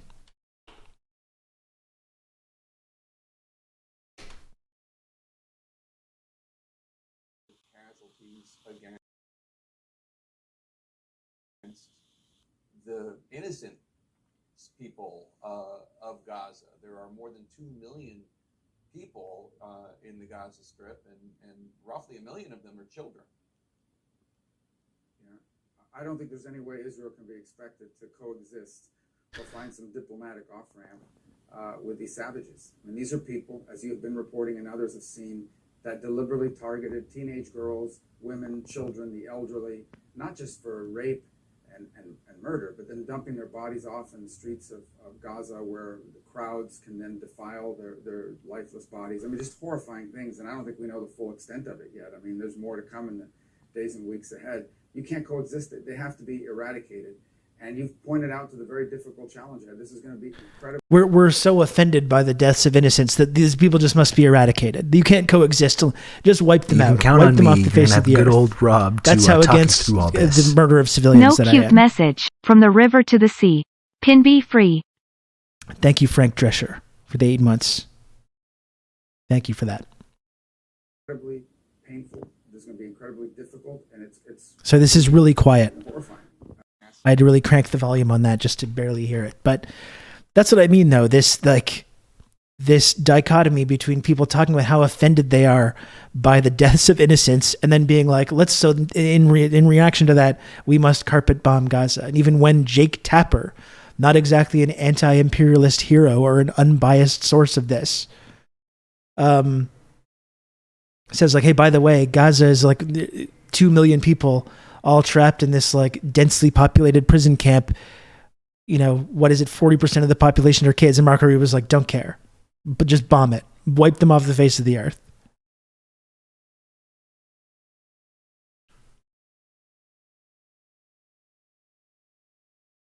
Let me get this right. No Ukrainian or American Republican has ever raped or defiled a human body before. I mean, we talked about like the way that sexual violence is being specifically like applied to these the Palestinians, whether they're in Hamas or anyone, right? It's being turned into this narrative about like these roving rape gangs, essentially, while not only is like the murder of civilians and kids a daily part of the occupation on the part of the IDF, so is sexual violence towards women in the Israeli prison system. I mean, this is well documented.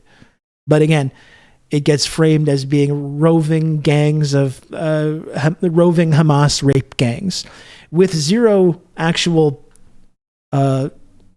reporting or zero actual evidence that that's going on any kind of like a widespread level like people are suggesting. The same thing we're seeing now with the story today about babies, decapitated babies. That's the story today. Completely evidence-free assertion on the part of the Israeli government and the IDF, which just gets reported as factual in our mainstream press. And then you have like political leaders saying like, this is what this, and just repeating it as completely uncritically as being factual.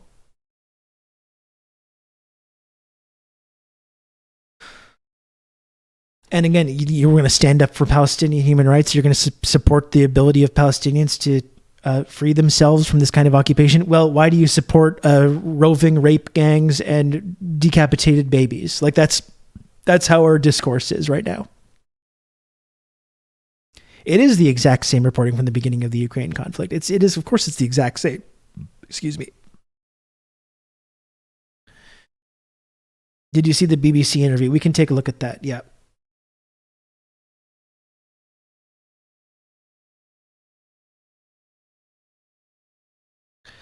I think AOC's statement might be talking about a specific guy who spoke, let's say, abrasively about the civilians killed at the rave, and saying that guy doesn't speak for everyone other else who showed up or spoke at the rally to support the people of Palestine's rightful struggle against apartheid.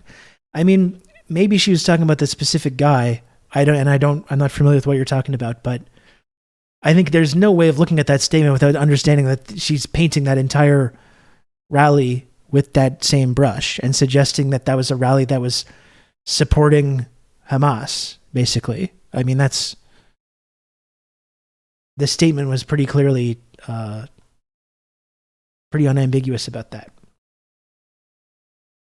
Yeah, I do have this BBC interview saved, and I want to look at CNN as well. I think this is another really interesting angle here, which is that as pro-Israel as U.S. media is, there actually are platforming some Palestinian people. It almost seems like a mistake.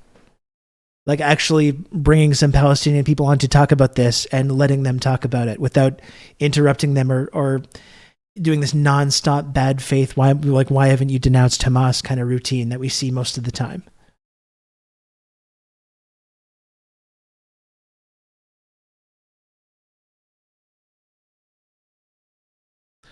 I just wanted to see Nikki Haley as well, because she had an equally like genocidal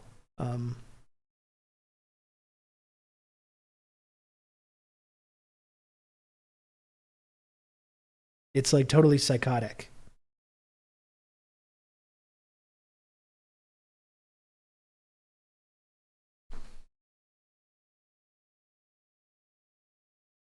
Nikki Haley, the moderate, reasonable Republican.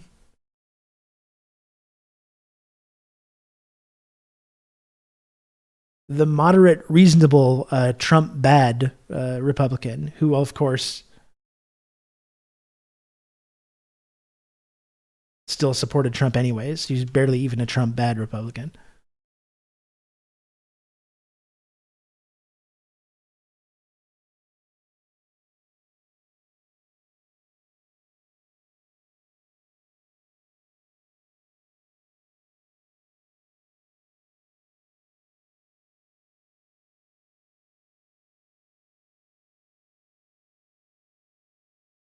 I mean, we can even just look at this, which is probably a more mild version of what she's saying. But even just this conflation in these moments, between Israel and Judaism,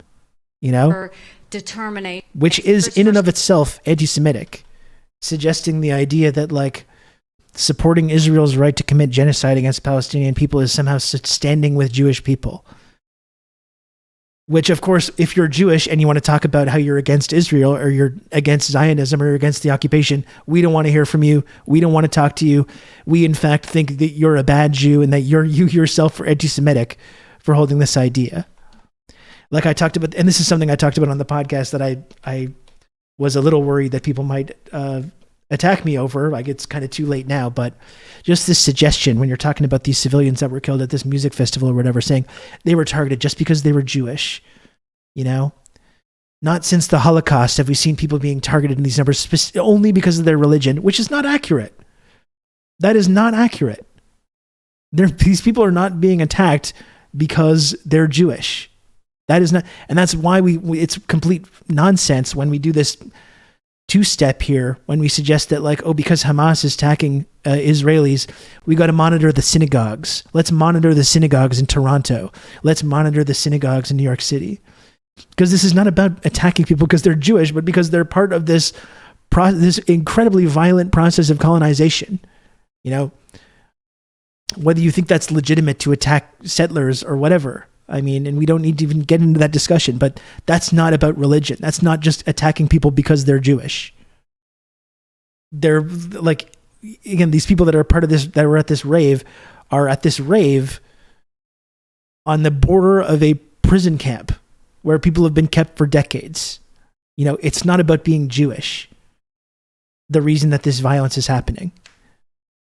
Yeah, and Zionists persecute Jews that are brown too. They just look at what happens to Ethiopian Jews that go to try to go to Israel and how they're treated.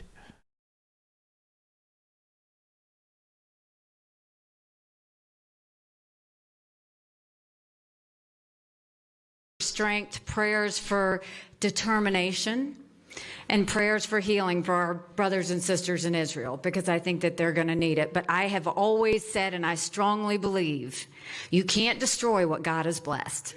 And God has blessed Israel. So they will come out of this. I know they will come out of this strong. For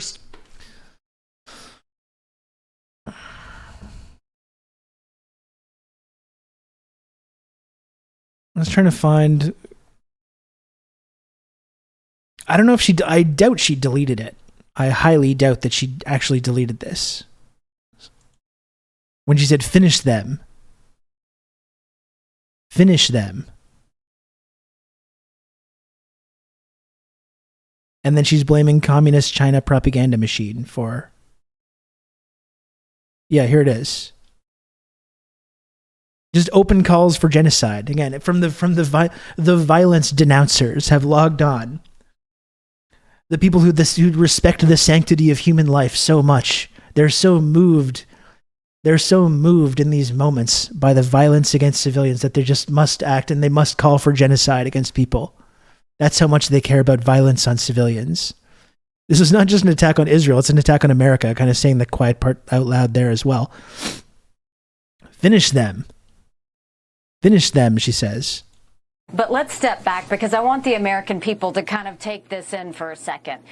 Just imagine that here the Israelis woke up and communities were bombarded. Just one day, just totally out of the blue.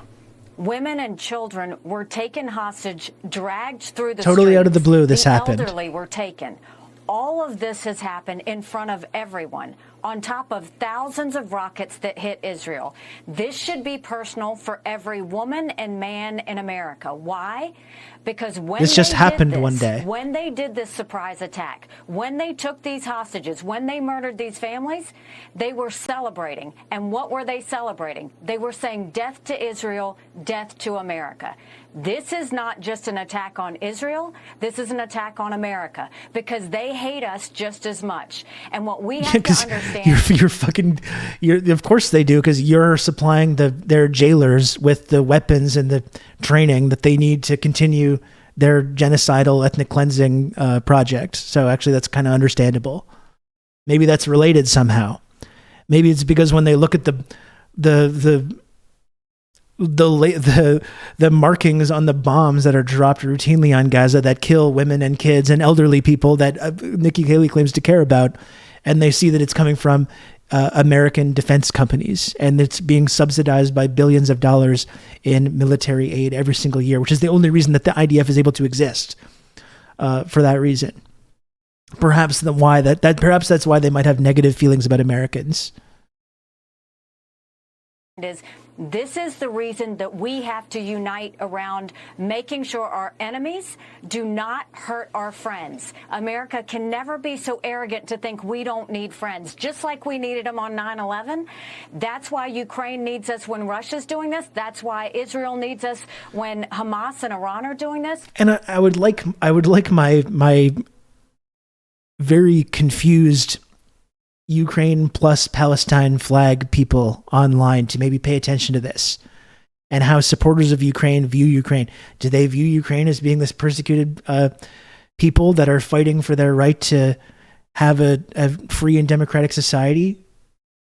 No. Israel supporters, they view Ukraine supporters, they view Ukraine as being like Israel. Why doesn't Ukraine support the right of Palestinians to engage in armed struggle against their military occupier? They don't. They don't, because they want to be another Israel. And that's exactly what Western Ukraine is going to be. You know, it's going to be, and that's why our leaders support Israel and send them endless weapons and funds and diplomatically cover every single thing they do. And the same thing they do with Ukraine is because they act as footholds for Western military power in the region and a way for them to influence the region. And in Ukraine, they get American multinationals making a killing in this kind of disaster capitalism, rebuilding of the country. American defense companies are making a killing. And you want to be able to cause this destabilizing crisis right on Russia's doorstep. similarly to Israel, is just providing this like colonial foothold in the Middle East. Ukraine plus Palestinian flag folks need to splash some cold water on their face and think for a minute. I really wish that some of them would maybe reevaluate what they've been led to believe about this, and that supporting the supporting Ukraine in this conflict is akin in any way to supporting the Palestinian people, and like there's any connection between these two things. If there was a connection, use the computer to mark up the size of the account. If there was a connection between Ukraine and Palestine, we would not be sending millions of dollars of arms to Ukraine. If there was some kind of connection, Israel and Ukraine are both funded and promoted by the exact same people. Western imperialists. Gald Greek, thank you for 100 friend coin. Thank you, Gald Greek. We should there form a portion of a rampart of Europe against Asia, an outpost of civilization as opposed to barbarism. We should, as a neutral state, remain in contact with all Europe, which would have to guarantee our existence. Yeah, from Theodore Herzl, like right directly from the people that, you know, where this colonial project springs from.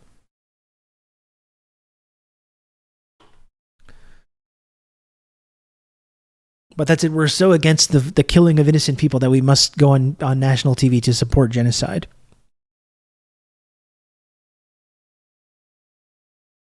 Oh, thanks. I'm pretty sure I know exactly what this is with the... Oh, this is a different Finkelstein interview. I will keep this on our list of things we need to look at here. I got a couple things.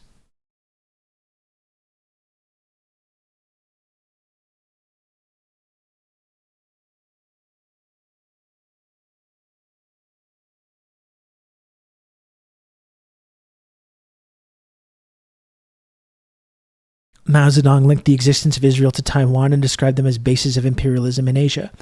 Yeah, and I understand also that people are disappointed with China's response to this, and I think that's kind of understandable.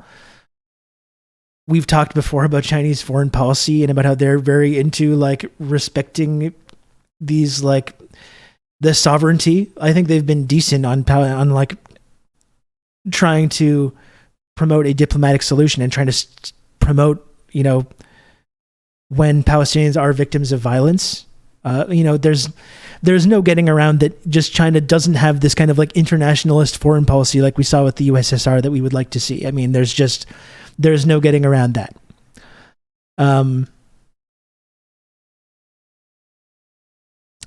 But it is interesting. I mean, I think that's one thing that I thought about a lot. Whereas you have, it's got hands in both pots. That's true. And they do still blame China anyway. Like this, China gets framed as supporting Hamas to begin with. But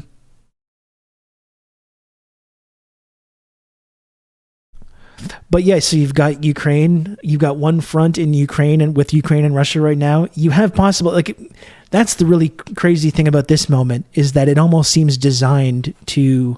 And it's another thing I talked about yesterday. I don't want to speculate too much. It does almost seem designed to not allow this kind of status quo of the occupation to continue. It almost seems designed to provoke a really harsh response from Israel, which could then grow to include Hezbollah, to include like other Iranian proxies. Like it really does have the possibility right now of expanding into something even more drastic that we haven't seen for a very long time. So you have the front there. You have a possible new front opening now with Israel-Palestine that could include Iran, that could include other proxies and other fighting forces. And then you have the final domino, which is Taiwan, which that's World War III at that point, Like I do think it, like, I don't really buy into this whole like, Hamas got this secret intel from Iran and they're being funded by Iran and blah, blah, blah. Like, I don't totally buy all that, but nevertheless, it could very well escalate to include Iran and to include these other regional powers. And then we've taken another giant leap forward towards World War III, and Taiwan would be the last domino to fall there pretty much.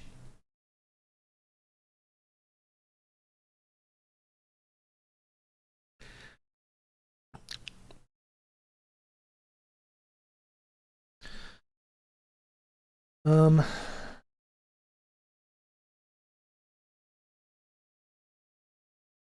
let's look at what else we got.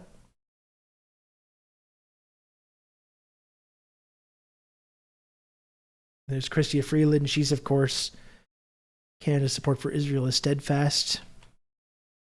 We want to turn the page from this whole Nazi thing. To talk about how we support and denounce violence and terrorism while we're supporting Israel while they're engaging in carpet bombing Gaza and killing hundreds of kids.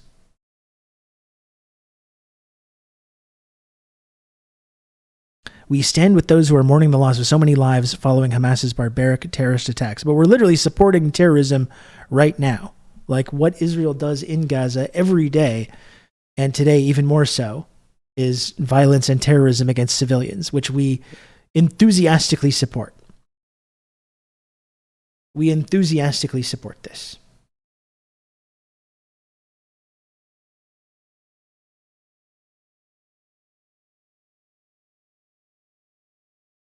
Yeah.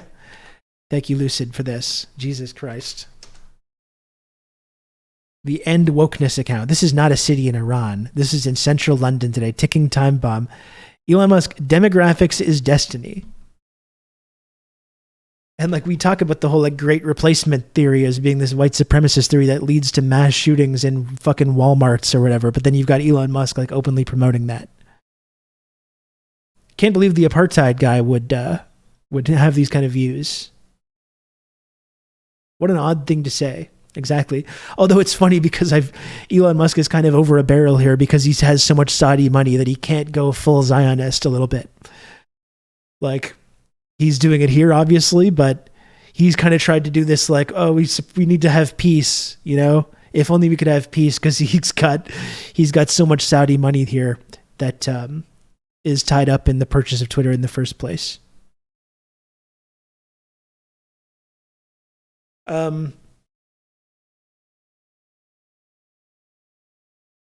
Speaking of Saudi Arabia as well, considering how much difficulty some, quote unquote leftists in the West are having just like standing up for Palestinian people in these moments. Oh, why can't I see it now?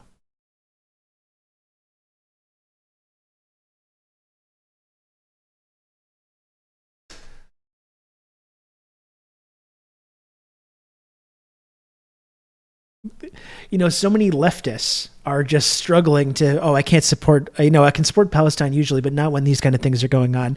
You're getting lapped by MBS in Saudi Arabia. His Highness affirms that the kingdom stands by the Palestinian people to achieve their legitimate rights, realize their hopes and aspirations, and achieve just and lasting peace. We can't even have like leftists in Canada and the United States. You're getting out progressive by fucking MBS. That's how dire the state of affairs is.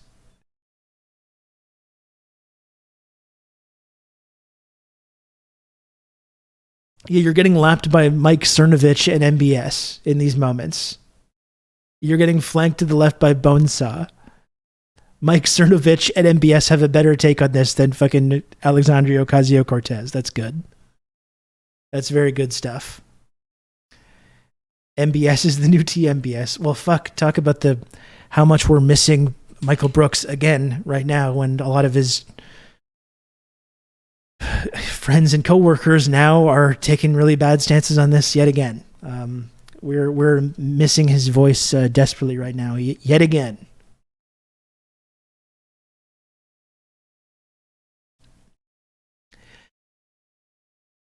Guys like Vosh are going to use MBS to say we should condemn Palestine. Well, we can look at Destiny, our friend. I'm sorry that I even said I try to avoid saying Destiny.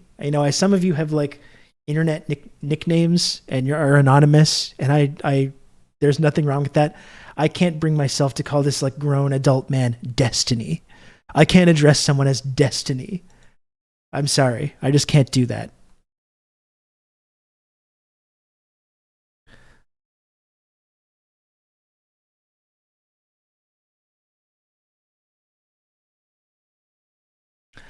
But again, when someone tries to go after me for these kinds of things, I think this is the response.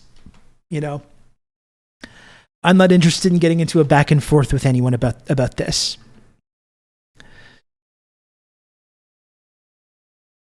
Because I said we need to have nuance when we talk about why someone might have volunteered for the SS in 1943, but when it comes to Palestinians breaking out of their open-air prison after decades of apartheid, no nuance, of course. That's when we can't have any nuance. And fucking Steven says breaking out is when you murder women and drag their bodies through the streets. That's what passes for discourse on the radical liberal side of social media.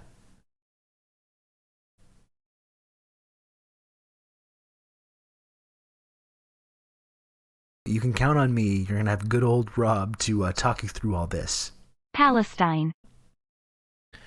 Thank you, ButtNerd69. Thank you, ButtNerd69 for the 6 months of tier 1. And I agree. Yeah, source, let's just uncritically repeat every single bit of Israeli propaganda that's going on right now. That's what it is to be like a logic master.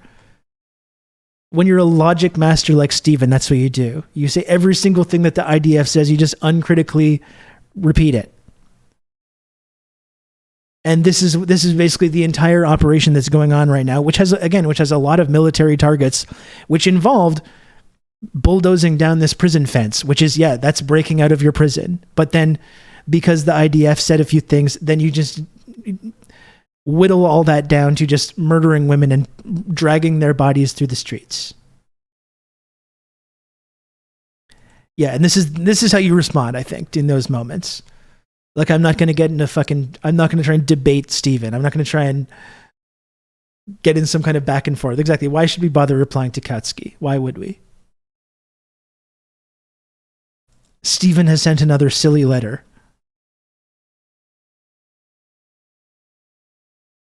I'm a free thinker. It's just a coincidence that all my opinions align with exactly what the Empire wants. That's right. Yeah. Reminder that Stephen said during the Floyd protests that he wished the protesters would be mowed down or having the audacity to block the road. Yeah, a supporter of Kyle Rittenhouse. He was, of course, a Kyle Rittenhouse did nothing wrong person.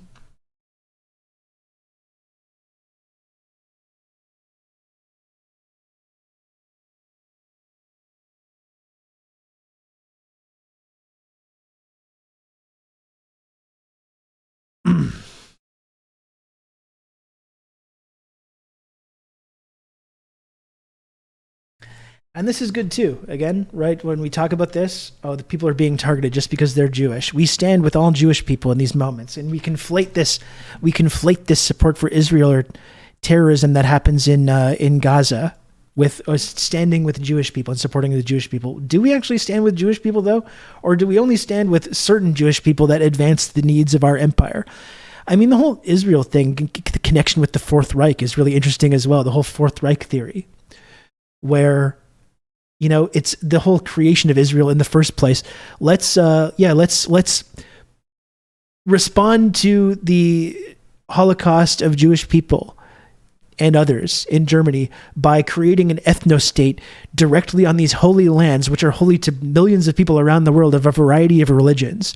Let's create a Jewish ethno-state directly there, displacing and committing genocide against the people that were currently living there and had for centuries.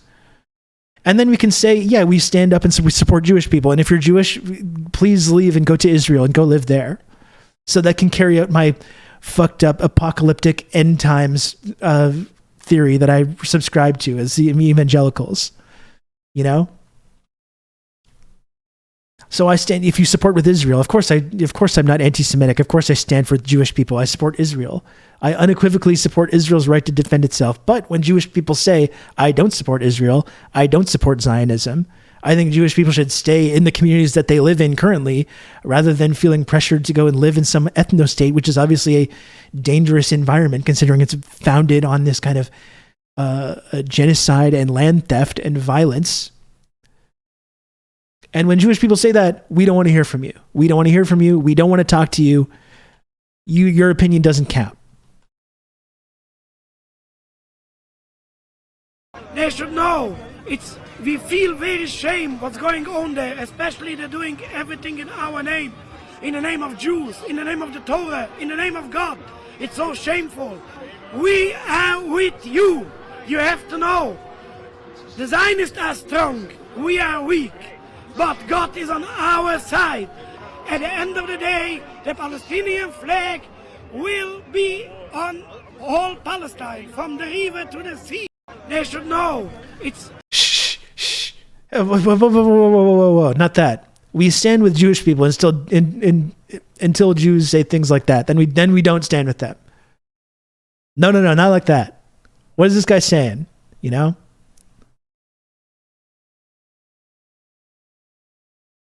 Palestinian Jews are being persecuted right alongside Palestinian Muslims in Israel. Israel's a state for white supremacists. Yeah, and we talked about Ethiopian Jews as well when they try to go to Israel.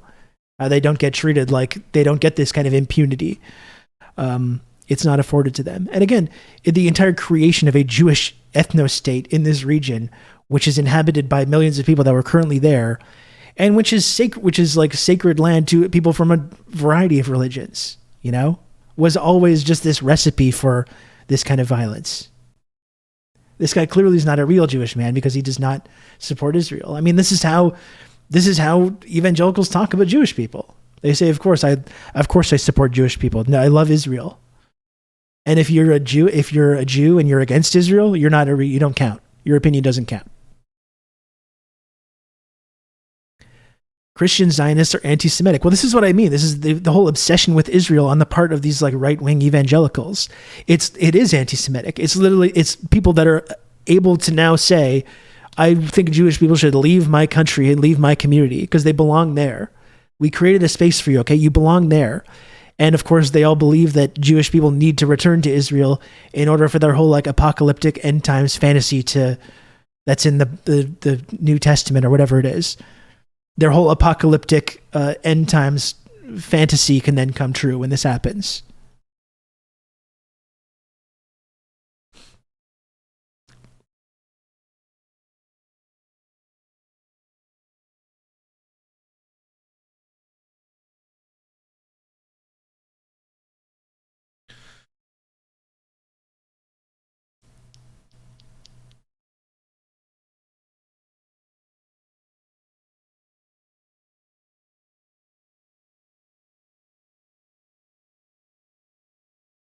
Let's watch this CNN interview. And again, this is like, as I've talked about how completely in the tank most media is to like support Israel and support Zionism and support this nonstop violence there.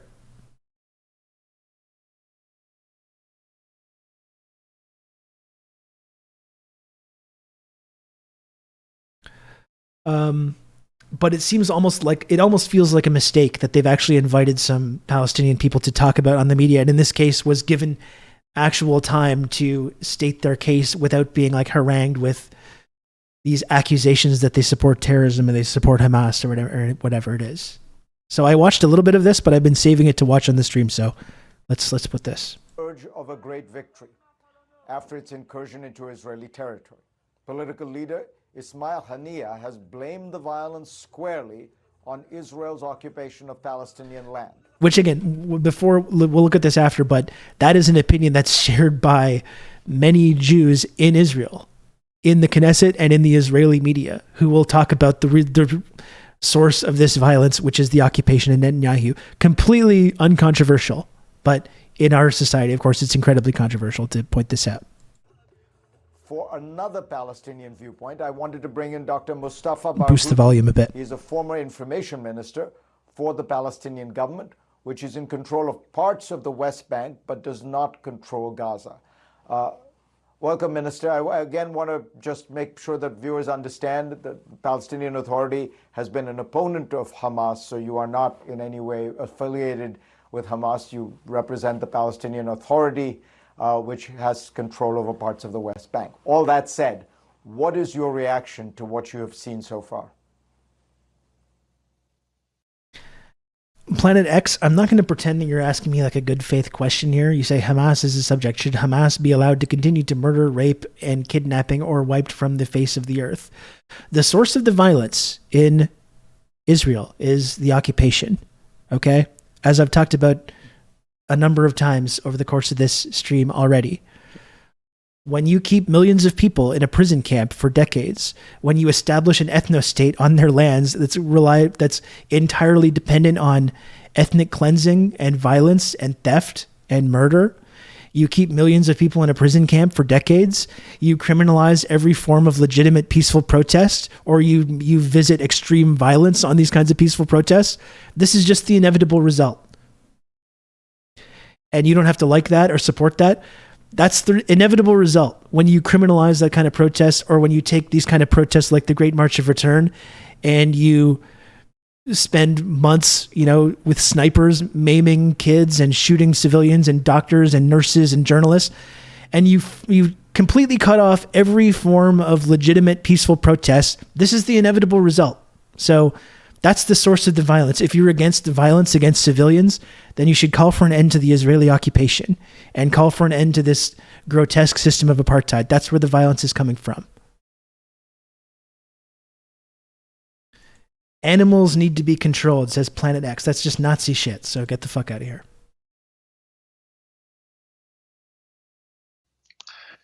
Well, first of all, I am not part of the Palestinian This is our Authority. discourse. As a matter of fact, I represent a democratic Palestinian movement called Palestinian National Initiative, which is non-Fatah and non-Hamas. And we're of course, I am not affiliated with Hamas. But I think this situation that has evolved is a direct result of the continuation of the longest occupation in modern history. Israeli occupation of Palestinian land since 1967. This is 56 years of occupation that has transformed. Yeah, I'm wondering the same thing, Husker. A much worse apartheid than what someone lost their job over this. Yes, maybe Hamas. It's actually remarkable. Israel, but the PLO did, and the Palestinian Authority did. What did they get? Nothing. Since 2014, the Israeli governments would not even meet with Palestinians. And what you see today is a reaction to several things. First of all, settlers' terrorist attacks on Palestinians in the West Bank that has evicted already 20 communities in an act of ethnic cleansing. Just this year, the violence that we've seen. And again, when there's violence against Palestinian civilians, which happens every single day, we don't do this whole thing where the whole world stops and all our political leaders talk about how horrible it is, and we project the flag on official government buildings, and our sports teams, the fucking Philadelphia 76ers or the NBA, is saying we stand with the victims. It just does not happen. We don't acknowledge it. We don't denounce it.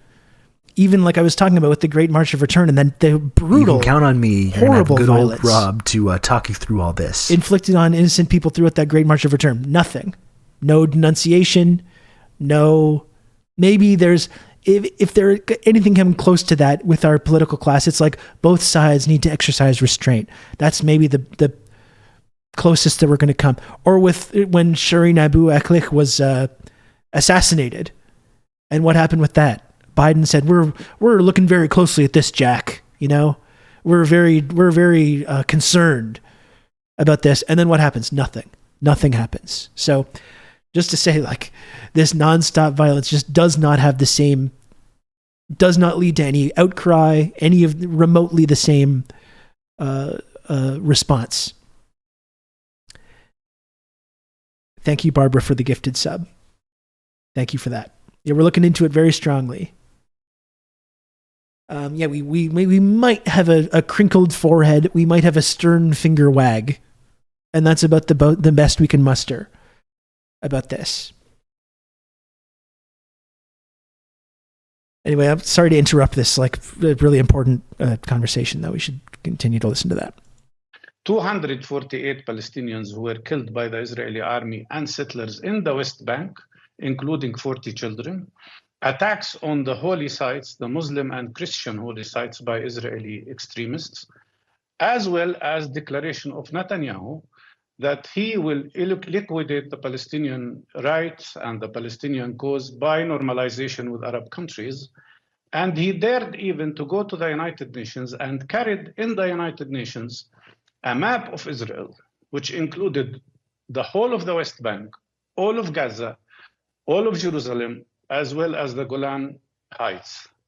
He declared the annexation of the occupied territories.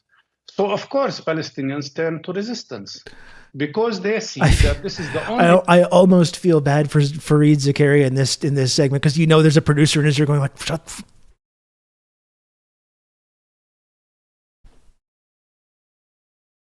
you know, like right off camera.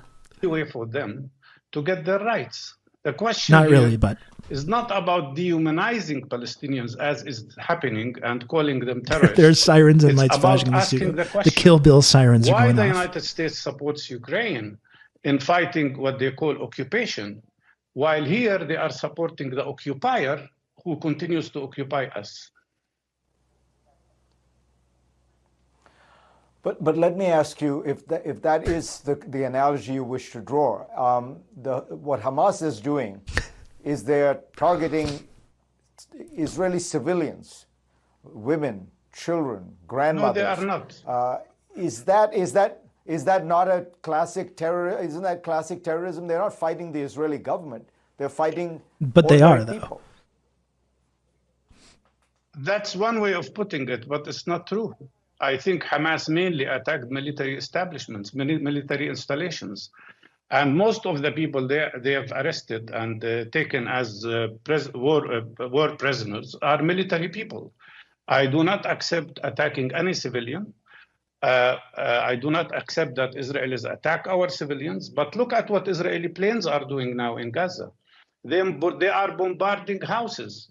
They're bringing down to earth, and you've shown that on your screen. Whole apartments, whole buildings, high-rise buildings are brought down to the ground, and we already are receiving reports about families who are killed. 9 people in one family, 10 people in another family, including children. I do not want any civilian to be hurt, neither by Palestinians or by Israelis. But the question is how to end that. Will it end by attacking Gaza Strip another time? Israel has already conducted 5 wars on Gaza. One of them lasted 51 days. They destroyed everything. This did not stop Hamas, did not stop resistance. There is one way to stop any violence, and that is to end the Israeli occupation. And that is for the United States to be fair. They cannot say that Israel has the right to defend itself, but we, the Palestinians, don't have the right to defend ourselves. Let me remind you with the case of Shireen Abu Akleh, who was not only Palestinian, but also an American, a very peaceful journalist. She was shot to death by an Israeli sniper. Was anybody indicted? Was anybody taken to court? No. 52 other journalists were also killed. We did have Our a stern first finger aid wag, though. providers are shot at. Our doctors are shot at. This should stop. And the only way to stop it is to tell Israel, you have to respect international law, you have to end this illegal occupation, and accept Palestinians as equal human beings.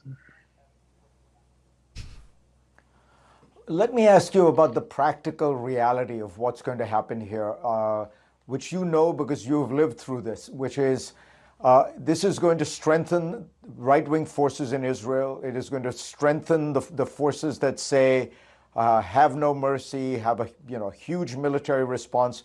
Presumably the life of Palestinians in the West Bank will get harder, more checkpoints, more searches. Isn't the practical effect here of all this going to be much worse for the average Palestinian? I think like one thing too that people have pointed out too, that like any of these kind of Palestinians that they're bringing on to talk on the media have had decades of practice with dealing with these bad faith accusations and do you denounce this and do you denounce that, whereas like you bring on people that support Israel, they're just like, we need to do genocide right now. It's like, and then there's no, but it's like you can't trip these people up because they're well versed in the way that our media works and the way our media manufactures this nonstop conflict as well, and they have so much experience with being able to deflect from these to completely bad faith sort of narratives and to focus on what they need to focus on. So that's why I think it's good that someone like Fareed Zakaria is bringing on actual Palestinians to talk. But if they're interested in promoting that narrative, they're not going to be able to do that if they bring folks like this to talk about it. Did you see them repeatedly ask Jeremy Corbyn if he denounced Hamas? Yeah, no, I know. And Corbyn's statement about this was good. And the Corbyn brain rot is still so bad in the UK that they're still 3 years later, they still can't help but hold this guy up as being the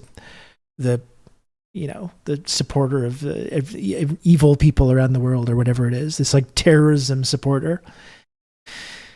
And like I started off when we talked about this, do you denounce this? And the pressure that is we are all under in these moments to make sure that everyone understands that we denounce this, but the way that this is never applied. It's never applied in the significant more violence against civilians that occurs every single day as part of this occupation. And the idea that you would bring on a Jewish person to talk about politics or whatever and be like, before we get started, or make sure you denounce the IDF. Do you denounce Israel? Do you denounce the Israeli government and their current actions in Gaza? It's unthinkable to imagine. Of course, that would never happen. Nor would we bring on Canadians to talk about things. Do you denounce the government's treatment of Indigenous peoples? Do you denounce the ongoing genocide of Indigenous peoples? Do you denounce, if you're an American, do you denounce the U.S. government's international network of black site torture prisons? Let's make sure you denounce that. You have to denounce it. That's exactly why I don't think we need to play this game anymore. It's just useless to try and appease people and to try and couch our support for Palestinian people in denouncing Hamas or denouncing violence or terrorism or whatever.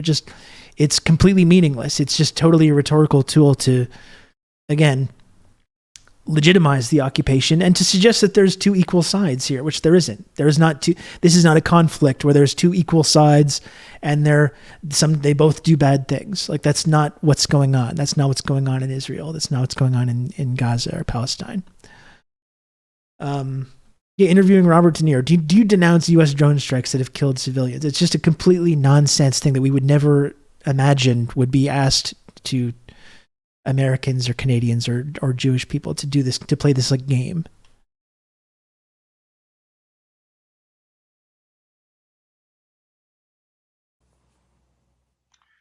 Unfortunately, Fareed, what you have described is exactly what we already have. Today, the whole West Bank is paralyzed by 560 military Israeli checkpoints. Yeah, sorry. And I think it was Orb Lady a few moments ago. Let's blame the Palestinians for the further escalation of being dehumanized. That's right. Doesn't just mean more violence? Doesn't this horrible violence just make it's going to put everyone in danger? Like blaming them for their own. And yeah, that's right. Israel was actually just on the verge. People don't know this, but Israel was just on the verge with abolishing the IDF and opening the Gaza prison camp and restoring, Palestinians to their lands and allowing the right of return. They were just on the verge of doing this, but now because of Hamas, well, I guess we're going to have to do more genocide. We were just about to allow Palestinians to go back to their ancestral homes that their fucking grandparents live in. They've still got the keys to the homes that their grandparents live in. We were just about to allow them to come back to Israel or come back to Palestine to return to where their generations of their families lived for centuries. But unfortunately now, because of Hamas, now we can't. And unfortunately now, we didn't want to do this, but we have to just do more violence and genocide now. Our hand is being forced. I mean, it's just a completely nonsense framing to begin with. The West Bank will get harder, more checkpoints, more searches. Isn't the practical effect here of all this going to be much worse for the average Palestinian? Unfortunately, Fareed, what you have described is exactly what we already have. Today, the whole West Bank is paralyzed by 560 military Israeli checkpoints. And these checkpoints were there during the last 30 years. We are suffering from a wall that is built on our land. The whole West Bank has been divided in 224 small ghettos, separated from each other. And the settlers are everywhere attacking Palestinians. You speak about right-wing government in Israel. Already Israel is a right-wing government. Israel is already having fascists in its government. Smotrich described himself as a fascist homophobe. And that man, Smotrich, who is also a settler, said that Palestinians have one of three options only, either to immigrate or accept a life of subjugation to Israelis or die. This is the Israeli Minister of Finance. Netanyahu never negated these statements. And both Smotrich and Ben-Gvir said that their plan is to annex the West Bank. Can we stop what's going on now? Yes, of course.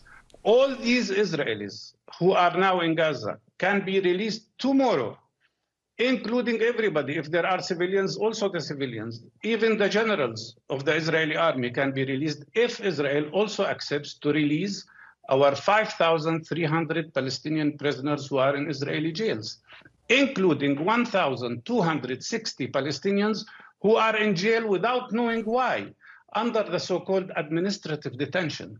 They don't know why they are arrested. They are not charged. Their lawyers don't know why they are arrested. And that's the life we have. Look, Farid, we have lived all our lives under occupation. My father lived under occupation. My daughter is living under occupation. We want a time when we, the Palestinians, will be free. Hamas was not there 30 years ago or 40 years ago. But before that, PLO was described as terrorist.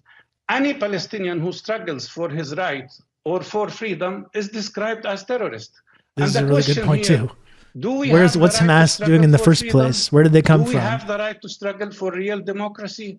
Do we have the right to have normal democratic elections, which unfortunately Israel and the United States don't support? I think we are entitled to that. But the unfortunate thing, if we struggle in a military form, we are terrorists. If we struggle in a non-violent way, we are described as violent. If we even resist with words, we are described as provocators. If you support Palestinian and you are a foreigner, they describe you as anti-Semite. And if you are a Jewish person, and there are many of those, who supports Palestinian cause, they call him self-hating Jew. This should end. It doesn't make sense. We should all have equal life. We should all have peace. We should all have justice. And we should all live in dignity. The main way to achieve that seriously, is to Marty, end occupation. It's amazing that this was on CNN. Like, it's honestly shocking. System of apartheid that I am sure no Jewish person can be proud of. Time has come for that, and time has come for justice and freedom. If we achieve that, there will be no violence and nobody will be hurt. Got threatened with getting reported to my university many times for being an anti-Semite for supporting Palestine during my undergrad. Look, I got a good example of that exact thing, actually.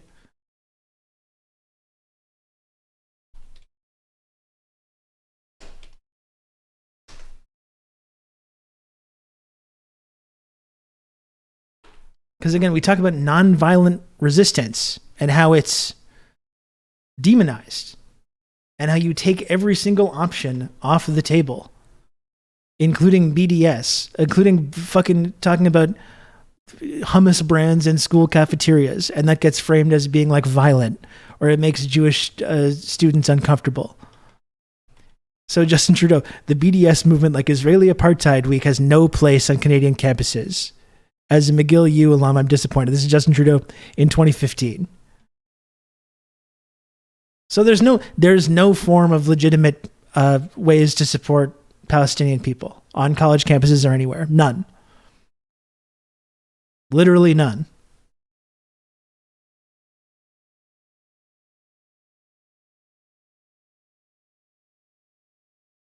You know, that's Justin Trudeau in 2015, and here he is right now. Just the other day, whenever it was.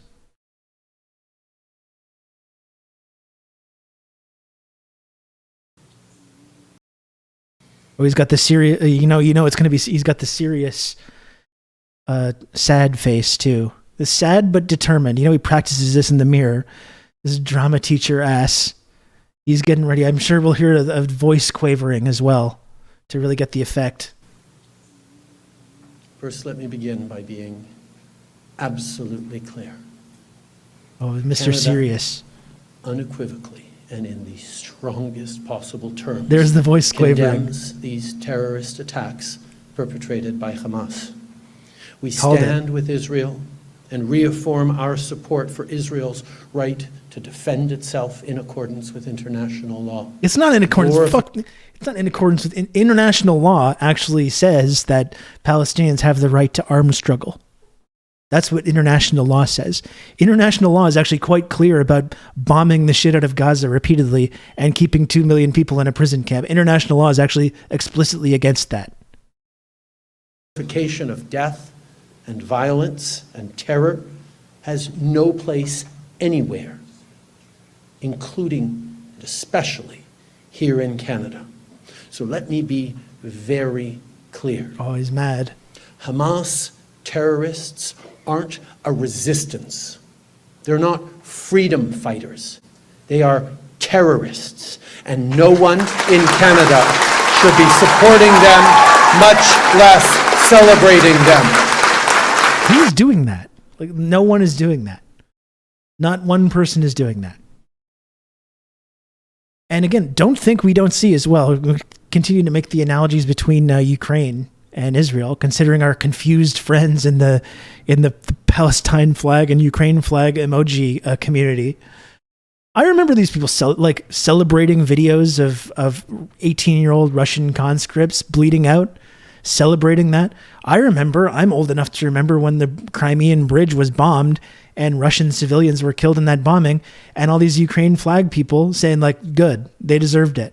And when I actually had something to say about that, called me like a Putin sympathizer, whatever it is.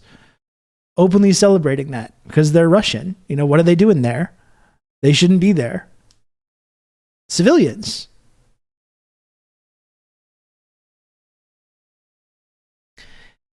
And anyway, when he talks about this, well, it's not resistance. It's not resistance. But again, there's no resistance that's allowed. You're not even allowed to talk about BDS on McGill College campus. You're not even allowed to talk to go into your college campus cafeteria and suggest that they use a different hummus brand.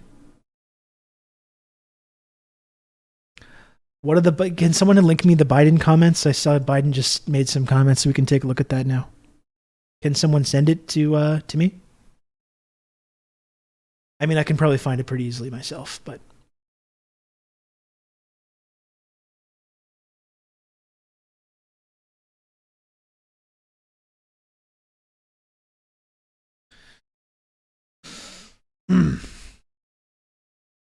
Trudeau doesn't support BDS. He does support BBLs, though. Yeah, no, we talked about that. Like, if you work for the state, in many states in the U.S., the free speech capital of the world, you know, they make you sign a contract saying, like, you will not boycott Israel. Yes, I support BDS and BLLs. That's right. Exactly.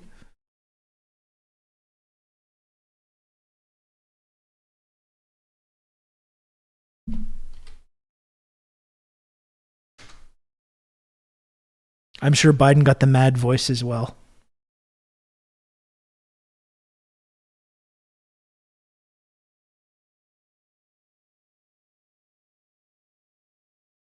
You know, lighting up the White House.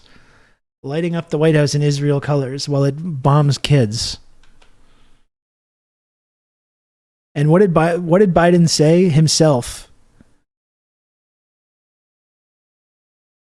Oh, look at that right there. I think if we look, I love how Biden sometimes in the past especially spells these things out for everyone just so there's no confusion. if we look at the Middle East, I think it's about time we stop, those of us who support, as most of us do, Israel in this body, for apologizing for our support for Israel. There's no apology to be made. None. It is the best $3 billion investment we make. Were there not an Israel, the United States of America would have to invent an Israel to protect her interest in the region. Thank you, Joe. Thank you for spelling that out for everyone. Yeah, bald Biden. Sorry, the volume was a little high there. I apologize. Starts at 24:17. Okay, thank you, Relic. Police departments have stepped up. Security around centers of Jewish life. The Department of Homeland Security and the Federal Bureau of Investigation are working closely. Can barely even state fucking and local talk. law enforcement and Jewish community partners to identify and disrupt any domestic threat that could emerge in connection with these horrific attacks. I feel like Palestinians have ever attacked Jewish people in the United States. You know, there are moments in this life, and I mean this literally, when the pure, unadulterated evil is unleashed on this world. Evil's being unleashed right now by the IDF in Gaza People of with our Israel full support. lived through one such moment this weekend. The bloody hands of the terrorist organization Hamas, a group whose stated purpose for being is to kill Jews. This was an act of sheer evil. More than 1,000 civilians slaughtered, not just killed, slaughtered in Israel. Among them, at least 14 American citizens killed. Parents butchered using their bodies to try to protect their children. Stomach-turning reports 70 of years has been going on babies for being Palestinians. killed. Entire families slain. Young people massacred while attending a musical festival to celebrate peace. To celebrate peace. Women raped, assaulted, paraded as trophies. There's that whole Families trope again. hid their fear for hours and hours, desperately trying to keep their children quiet to avoid drawing attention. And thousands of wounded. Come on with cop face. That's she's in her alive, but element right carrying now. with them the bullet holes and the shrapnel wounds and the memory of what they endured. You all know these traumas never go away. There's still so many families desperately waiting to hear the fate of their loved ones. This whole peace festival thing, Not again, knowing I if think they're that's really alive been or dead or pushed to the limit of credibility. infants in their mother's arms, grandparents in wheelchairs. They were celebrating peace right next to this prison camp. Exactly. Holocaust survivors abducted and held hostage. Hostages whom Hamas has now threatened to execute in violation of every code of human morality. It's abhorrent. The brutality of Hamas, these bloodthirstiness brings to mind the worst rampages of ISIS.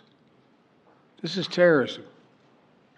But sadly, for the Jewish people, it's not new. This attack has brought to the surface painful memories and the scars left by a millennia of anti-Semitism and genocide of the Jewish people. Which our ruling class was perfectly this okay moment, with while it was going It must on. be crystal clear. We stand with Israel. No, we don't. We stand with Israel. And we will make sure Israel has what it needs to take care of its citizens, defend itself, and respond This to means, and again, this means killing civilians. When we talk about standing with them and defending itself, we're talking about killing civilians. The thing that we're supposed to be so outraged over. And we're supposed to treat with this seriousness. We're talking about killing civilians. Like that's when we say Israel has a right to defend itself. That's what we're referring to. Just so that's totally fucking clear. attack. There's no justification for terrorism. There's no excuse. Hamas does not stand for the Palestinian people's right to dignity and self-determination. Its stated purpose is the annihilation of the state of Israel and the murder of Jewish people. They use Palestinian civilians as human shields. That's the whole. Hamas offers nothing hear but that a terror lot and as well. bloodshed with no regard. That's why we kill civilians. We don't mean to. We don't want to. It's just you see Hamas uses them for human shields. So we have no choice. Yeah, it's just that's pure IDF propaganda. Raise the price. Yeah, and he keeps saying Jewish instead of The loss Israeli. of innocent life is heartbreaking. Like every nation in the world, Israel has the right to respond, indeed has a duty to respond to these vicious attacks. I just got off the phone with a third call with Prime Minister Netanyahu, and I told him, the United States experience what Israel is experiencing, our response will be swift, decisive, and overwhelming. We also discussed how democracies like Israel and the United States are stronger and more secure when we act according to the rule of law. Terrorists purposely target civilians, kill them. We uphold the laws of war, the law of war. It matters. There's a difference. How many fucking hospitals Today, got blown up Americans under across the country VP are Joe praying Biden? for all those families that have been ripped apart. Laws of war. A lot of us know how it Give me a feels. fucking It leaves break. a black hole in your chest when you lose family. Feeling like you're being sucked in. Look at the images right now. This appeal to their family, and which Joe Biden often leans to as this kind of sympathy line, talking about his son or whatever, Beau Biden. Have you seen the footage of Palestinians right now pulling kids out of rubble? You know, hundreds of kids already just in the last couple of days, to say nothing of like this year or throughout the last several decades of this occupation. The kids, but like images like of Palestinians pulling their kids out of rubble, which we support. We support that. That's Israel's right to defend itself, is bombing kids.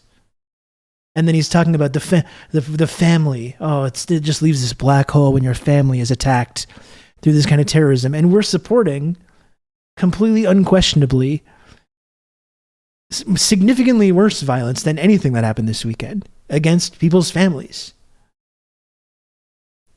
There's been nonstop footage of Palestinian people pulling their kids out of rubble with this bombing campaign that we've enthusiastically endorsed and supported and are paying for. And then we're going to use this kind of like sympathy line to talk about the horror of losing a family member. Like, it's just fucking so grotesque. The anger, the pain. The anger and the pain, yeah, that also leads people to commit acts of violence themselves, even. This is what they mean by a human tragedy, an atrocity on an appalling scale. But we're going to continue to stand united, supporting the people of Israel who are suffering unspeakable losses and opposing the hatred and violence of terrorism. I mean, the whole conflation with Hamas and ISIS, too. If Hamas was like ISIS, we would be funding them with the CIA and getting them to do stuff for us, actually. That's kind of the one big difference between them. If you're going to make this conflation between Hamas and the CIA, or, sorry, excuse me, Hamas and ISIS, yeah. If they were similar, then they would be destabilizing, nations that we don't like to allow us to go into there and clean up act like heroes and cowboys afterwards.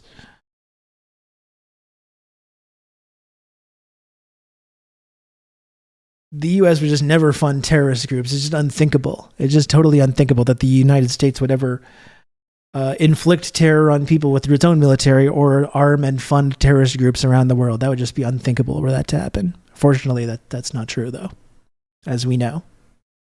The team has been in near constant communication with our Israeli partners and partners all across the region and the world from the moment this crisis began. We're surging additional military assistance, including ammunition and interceptors, to be used against Palestinian children. We're going to make sure that Israel does not run out of these critical assets. We need as much weapons and bombs as we can to continue murdering children. My administration, in response to this, consulted closely with Congress throughout this crisis. And when Congress returns, we're going to ask them to take urgent action to fund the national security requirements of our critical partners. This is not about party or politics. No, I know, because there's total bipartisan support for of our world, Israel's unquestioned ability to murder people at any time. We now know that American citizens are among those being held by Hamas. What are they doing there? I've directed my team to share intelligence and deploy additional experts from across the United States government. What are they doing there? To consult with and advise Israeli counterparts. He's basically supporting complete leveling of the Gaza Strip. I mean, because as president, you look at the genocidal language coming out of the Netanyahu government right now, and our full support from both Trudeau and Joe Biden and everyone else in this Fourth Reich rules-based international order, full-throated, unquestioning support for everything the Netanyahu government is doing right now. Rob Russo, some leftist based in Canada. I was turned on to this sick individual, and I found this. Majority Report, hello, thank you for the raid. I really appreciate the big raid from Majority Report. Welcome. We're just watching this statement about Joe Biden's making about Hamas and Israel, and we're just talking about the total grotesque hypocrisy in, you know, talking about the terrorism of Palestinians while then in the same breath giving full unapologetic support for Israel. Look at the language, the completely genocidal language coming out of the Netanyahu government right now. And we're talking about how much we're against terrorism while totally unquestioningly promoting and supporting and cheering on Israel's absolute brutal barbarism that they're engaging in right now and every day in Gaza and the occupied Palestinian territories. Thanks again for the raid from Majority Report. I really appreciate it. Please smash the follow button if you can. I have no higher priority than the safety of Americans being held hostage around the world. Priority. The United States has also enhanced our military force posture in the region to strengthen our deterrence. The Department of Defense has moved the USS Gerald R. Ford Carrier Strike Group to the Eastern Mediterranean and bolstered our fighter aircraft presence. And we stand ready to move in additional assets as needed. Let me say again, to any country, any organization, anyone thinking of taking advantage of this situation, I have one word: don't. Don't. Our hearts may be broken. It's illegal in 35 states to financially support Palestine. Pretty sure that's against the First Amendment. Yeah, and we've talked about before about like government or like state workers that have to sign a contract and pledge to not boycott Israel in condition of like having a state employment contract. But you don't understand. Israel doesn't like brutalizing Palestinians. They have to, because they just keep acting subhuman. And that's the difference, right? They love violence, and they love just killing indiscriminately. We don't love violence. We detest it. We abhor it, but we're just forced to. Our hand is forced, you see, to engage in this multi-decade-long occupation that's fueled by violence against civilians. You know, it's fueled by daily violence against civilians and murder and theft and lies and exploitation, dehumanization, ethnic cleansing. But our hands are, we don't like it though. It's just kind of how it worked out, you see. But our resolve is clear. Yesterday I also spoke with the leaders of France, Germany, Italy, and UK to discuss the latest developments. Who would also never support violence towards anybody. None of these nations. This comes on top of days of steady engagement with partners across the region. We're also taking steps at home in cities across the United States of America. We hate sharing videos of us annihilating apartment complexes and like celebrating it. Yeah. The Department of Homeland Security and the Federal Bureau of Investigation are working closely with state and local law enforcement and Jewish community partners to identify and disrupt any domestic threat that could emerge in connection with these horrific attacks. Again, making this connection between Hamas and targeting Jewish people. Like when have Jewish people in America or Canada or anywhere in the West been threatened by Palestinians? It's just suggesting that it's like inherently criminal to basically support Palestinians. You know, when synagogues are attacked, they're being attacked by white supremacist neo-Nazis. Making this link between Israel and like the Jewish community around the world is in and of itself, it's anti-Semitic to do this. You can count on me. You're going to have good old Rob to talk you through all this. Madam Dump Truck, thank you. I always love to see brand new community members. It's always a little jarring to talk about this serious subject matter and then say, thank you, Madam Dump Truck, for the tier 1 sub, but I do appreciate it. Thank you.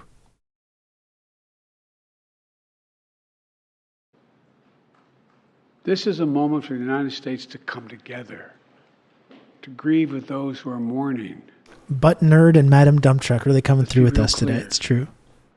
There is no place for hate in America. Not against Jews, not against Muslims, not against anybody. But we're just supporting Israel while they carpet bomb Muslims in Gaza, though. We condemn the indiscriminate evil, just as we've always done. That's what America stands for. You know, just over 50 years ago, I was thinking about it this morning, talking to the Secretary of State, the Vice President in my office. Over 50 years ago, as a young senator, I visited Israel for the first time as a newly elected senator. And I had a long, long trip, a meeting with Golda Meir in her office just before the Yom Kippur War. Bunch of perverts. And I guess she could see the consternation on my face as she described what was being faced. They were facing. Yeah, it is funny when we watched that video 20 minutes ago. Just him openly talking about Israel's like important geostrategic value. All of a sudden said, "Would you like to have a photograph?" And so I got up and followed her out. We're standing there silent, looking at the press. I'm glad we could have so many funny presidents in a row. It does really lighten up the brand of imperialism. It makes it kind of fun. Biden. We have a secret weapon here in Israel. My word is what she said. We have no place else to go. That's not true. We have no place else to go. What the fuck? For 75 years, Israel has stood as the only guarantee. There's thriving Jewish communities all over the world. It's ridiculous, actually. Like, that's what separates me, I guess, as someone that doesn't support Zionism or doesn't support Israel. I think the Jewish people that live in Montreal or Quebec or anyone else should just stay there and continue to live there and continue to be part of our community and our society. I don't think they should have to go to another country. I actually don't think that. That's my crazy, radical opinion about this. I think the Jewish people that live in my community should just stay there and continue living here. Yeah, and it's the whole thing like there's nowhere else to go. We talk about the people in Gaza who literally have nowhere else to go. They literally cannot leave. Israeli settlers can leave.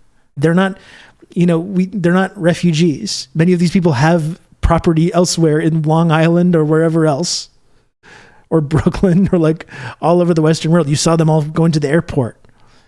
If they didn't have anywhere else to go, they wouldn't be going to the airport to fly home to America and Canada and wherever else they originated from, while they're on their indigenous land, of course. Nowhere else to go. I mean, let's talk about the totally inversion of reality. Yeah, BB is from Philly. Sure. Completely backwards. Security of Jewish people around the world, so that the atrocities of the past could never happen again. And let there be no doubt. Oh, he's getting the angry voice. The United States has Israel's back. Yeah, we'll make sure we the don't doubt Jewish it. and democratic state of Israel can defend itself. It's not democratic. Today, tomorrow, as we always have. It's as simple as that. These atrocities have been sickening.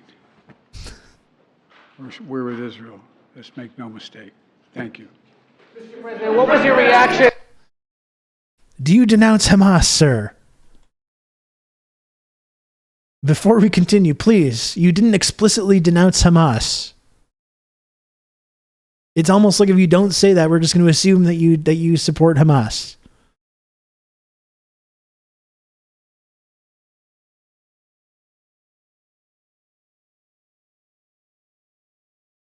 Christ.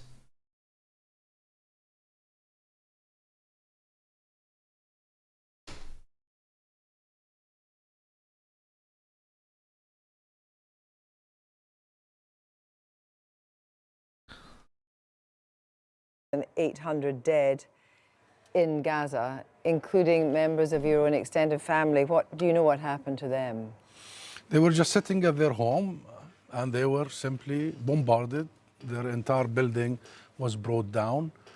My cousin, Aya, her 2 children, her husband, her mother-in-law, and 2 other relatives died immediately, were killed instantly.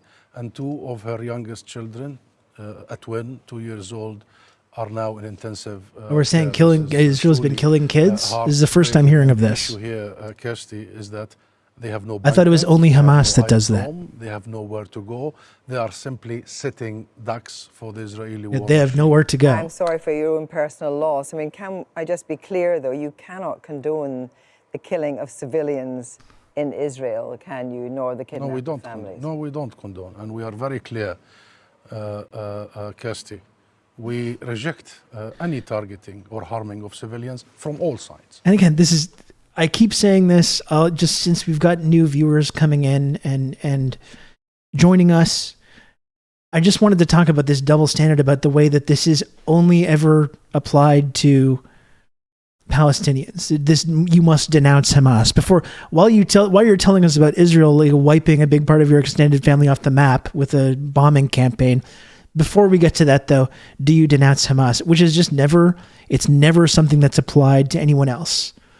You know, we've talked about the killing of civilians, a lot of talk about killing civilians this week and the legitimacy of that. And you could never support or condone that, of course. Well, that's Israel kills civilians every single day. The whole occupation is fueled by nonstop violence against civilians.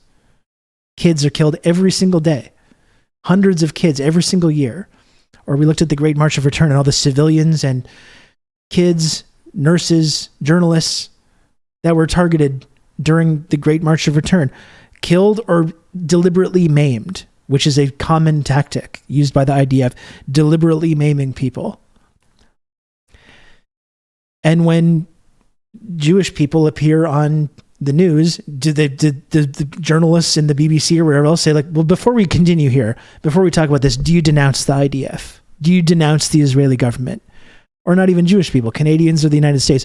Do you denounce this? Do you denounce the whatever, pick a war crime that the United States has committed over the last couple of years. Just pick one out of the hat. The dozens and dozens of horrific war crimes that the United States has committed. Before we talk about this, though, do you denounce the U.S. government? Do you denounce this violence? This is only ever applied to Palestinians, but also other official enemy states, such as Russia. In the Russian Olympics, or a Russian tennis player or whatever, do you denounce, let's make sure you denounce Putin before we talk about your fucking tennis match, you know? Or if you're Chinese, do you denounce China? Denounce China's activity in Hong Kong or Xinjiang or Tibet or wherever else, or Taiwan. You must denounce it. This is never applied to, you know, supporters of Israel, supporters of the United States, supporters of Canada. It's just never done. And this is a man that's saying, he's openly talking about how my family, civilians and kids, were just killed. And still we must play this game where you must, before we continue though, you must denounce Hamas though, right? It's completely fucking crazy. It's almost as if Western media is explicitly trained on Hasbara. Yeah, I mean, it is like that. It's exactly like that. Do you denounce Hamas? Exactly. And this is what I keep coming back to, right? It's just, I don't think, even in these moments where there's this pressure campaign to like couple your support for Palestinian people with this kind of denunciation, I don't think it's fair to ask people this question. I don't think it's valuable. I don't think it helps anything. And it's a total double standard that is not applied to the much worse violence, which is inflicted every day by the Israeli government and through the, you know, the everyday violence of imperialism. And it doesn't actually accomplish anything. It doesn't satiate these people. It doesn't make them feel comfortable. But anyway, let's continue this clip. I don't want to interrupt. It's just, I wanted to make this point because we've had new viewers that have joined us. I'll do the Norm Finkelstein after this, Dr. Maggot. Thanks. Thanks for reminding me. And you are talking to a Palestinian representative, official, the ambassador, that I represent my government, the PLO, the national movement of Palestine. And we have been committed to this for 30 years, not just today or yesterday, for 30 years, since the signing of the Oslo Accords We have committed to non-violence. We have committed to negotiations, as you know. Yes, and so this is nothing new. That's why this question. Fucking interrupting him. We have done everything in our power to find a different path. But we have a situation now, as you heard there from Mark, that Sicko. Hamas may be an empty threat, threatening to kill hostages. Do you condemn that kind of action? Listen, hostages must be protected and must be made safe and kept safe. Absolutely. This was also, this isn't just about Palestinians, but Arabs in general. Like this whole do you denounce thing, right? Through the whole war on terror, whenever ISIS or anyone else, any kind of Islamic fundamentalist carries out a terrorist attack, every single Arab person that gets invited to talk about, but you denounce this, right? You must denounce. Before we can continue, do you denounce, someone going into a crowded marketplace and blowing up a bunch of people? Let's make clear on that. Like it's not even just about Palestinians, but Arabs in general, but also just anyone that's kind of an official representative of some kind of enemy, official unrecognized enemy state to the United States. Discussion whatsoever. We must return the moral high ground, and Israel must immediately cease targeting civilians. And by the way, Kirsty, allow me to say this. This is an Israeli military doctrine. They call it the Iron Dome.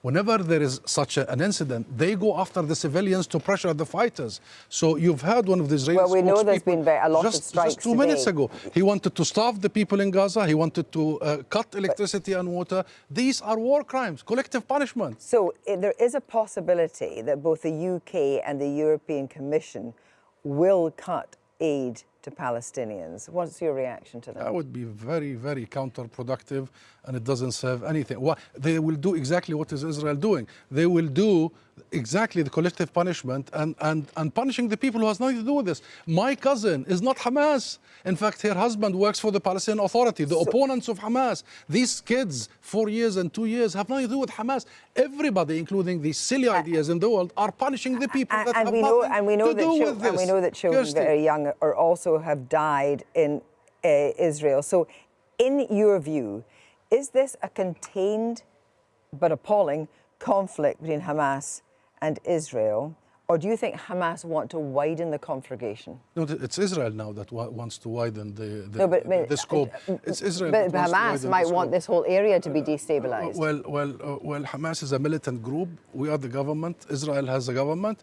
There is the international community. The first and the most important priority now is to stop this madness, the atrocities immediately, and to learn the lessons. So this is where does this lead? Jesus Christ, it's just infuriating.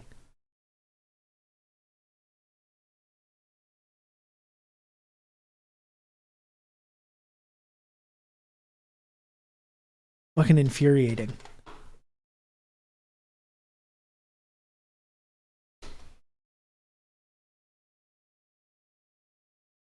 You support what Hamas launched on Saturday morning?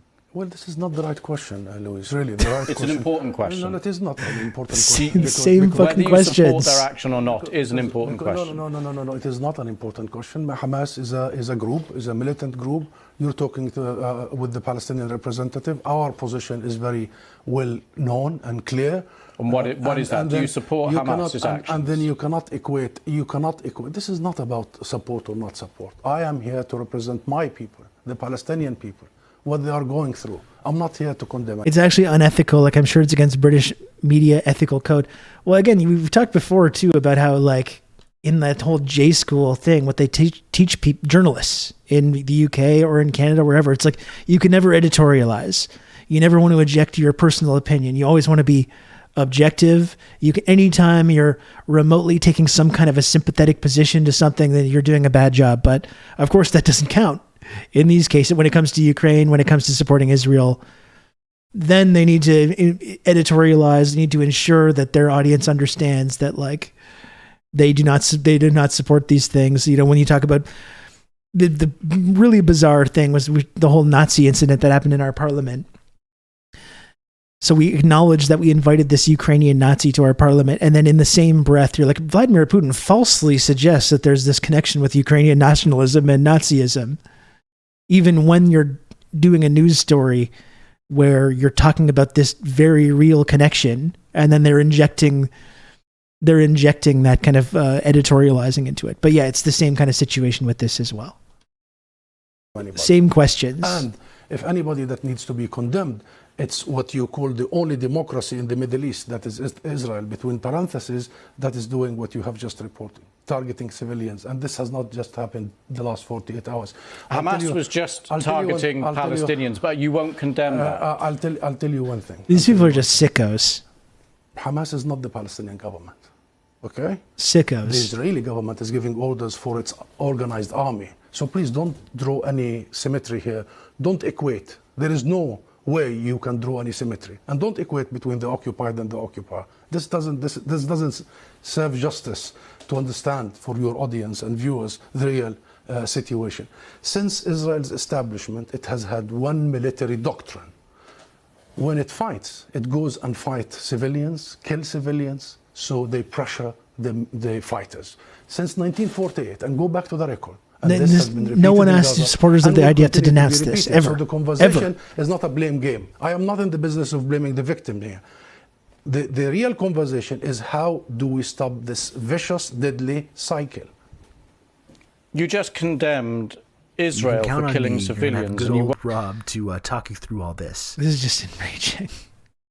Greasy Groob 69, thanks for the 5 months of Prime. But you won't condemn. To be clear, you won't condemn. It would be unthinkable to have someone to go invite them onto the media to talk about Israel, if it was like an Israel supporter, and say, do you condemn? Do you condemn the 413 Palestinians killed in retaliatory strikes? Do you condemn that? Do you condemn the IDF? Do you condemn this nonstop violence that we see every single day for literal decades? Do you condemn? We must condemn. Oh, I've seen you've not condemned. It's just like, it's absolutely disgusting.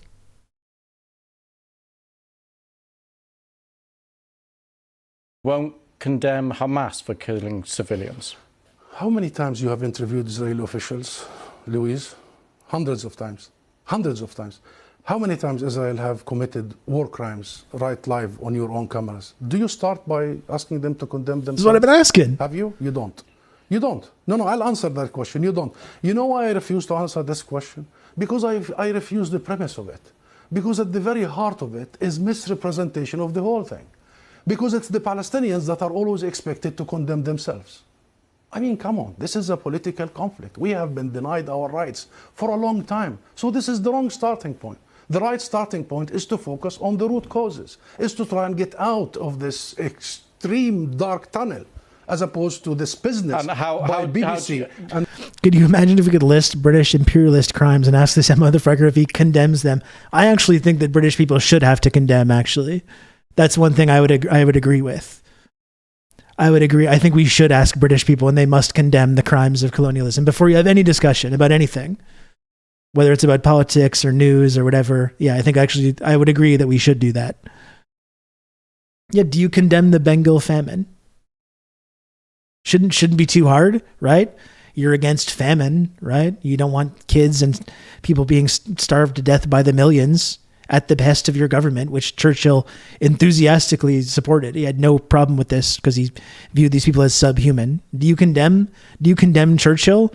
Oh, what's that? Churchill is upheld as this heroic figure in the UK still to this day. Is that so? That's interesting. Or the Irish potato famine, or just the 300 years of colonization of India, not even just that explicit, specific incident.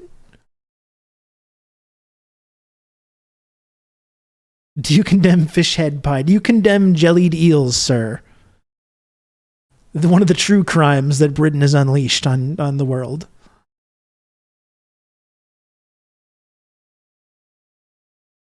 Again, this is just never applied. It's never applied to anyone except to Palestinians, Arabs more broadly, or other people that are connected to official bad guys.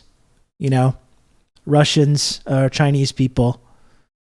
Yeah, what's exactly in your museums there, Mr. British guy? Do you condemn the stealing historical artifacts from countries that you colonized around the world and exploited?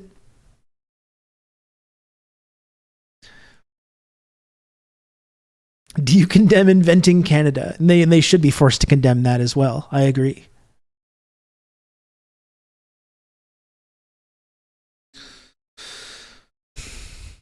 And the mainstream It's preposterous. media for 75 years. You bring us here whenever there are Israelis who are killed. Did you bring me here when many Palestinians in the West Bank, more than 200 over the last few months? Do you invite me when there is such Israeli provocations in Jerusalem and elsewhere? Because what Israelis have seen, which we started by saying tragic, the last 48 hours, the Palestinians see every day for the last 50 years. You know the situation in Gaza, you've just described it. This is the biggest open-air prison. Those people, 2 million, have been taken hostage by Israel for the last 16 years. So I'm saying this just to say, Louise, perhaps this is about time we abandon this rhetoric, very dangerous, this framework, and we start giving people the real ugly truth sometimes. What is the solution in your eyes? Ending the fucking occupation, dickhead. What does that mean? The equal application of international resolutions and law and legitimacy, as you did in Ukraine. Would you bring the Ukrainian ambassador here and start asking him to condemn if some of his fighters? We need to fully and equally apply the rules that were created by the League of Nations after the horrors of the Second World War. We need to make sure that Israel is not the exception. It has been for the last 75 years. We need to make sure that nobody is above the law. Britain is renowned, Louise, for the rule of law. I think that's the solution. Israel is an occupying force. It is responsible to provide protection for the people under its occupation. And should they commit crimes and crimes against humanity in the coming hours and weeks, it must be held accountable by the international community and the international judicial system. Sam Zomlop, thank you very much for coming on the program. Thank you. Absolutely annihilated him. Here's Finkelstein.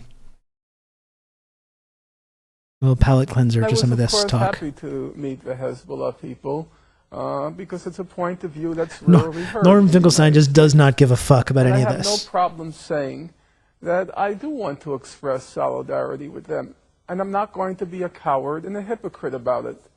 I don't care about Hezbollah as a political organization. It is sad about his turn towards crankdom. I agree. Anyhow, it's irrelevant. I don't live but in his words are really valuable when it comes to this subject. Who they want to be their leaders, who they want to represent them. But there is a fundamental principle. People have the right to defend their country from foreign occupiers. And people have the right to defend their country from invaders who are destroying their country. And that, to me, is a very basic, elementary, and uncomplicated question. And frankly, that's exactly why I don't buy this argument when it comes to Ukraine as well. Well, Rob, why don't you support Ukraine's ability? They're being invaded and occupied. Well, when did this invasion happen? Did it happen in 2022? Or was there already an invasion? Was there already an invasion on the part of the West that were meddling in their political affairs, helping to overthrow the government, helping to overthrow the entire socialist system prior to that? Like, when did this invasion happen? It's not like it's this democratic sovereign land that was just in his unprovoked manner just attacked out of nowhere. That's not actually what happened. So that's why I reject this kind of, when people try to make this analogy. And if people try to make the analogy between Ukraine and Palestine, again, all you have to look at who's sending the weapons to whom. And the very same people that send weapons and aid to Israel are sending weapons and aid to Ukraine.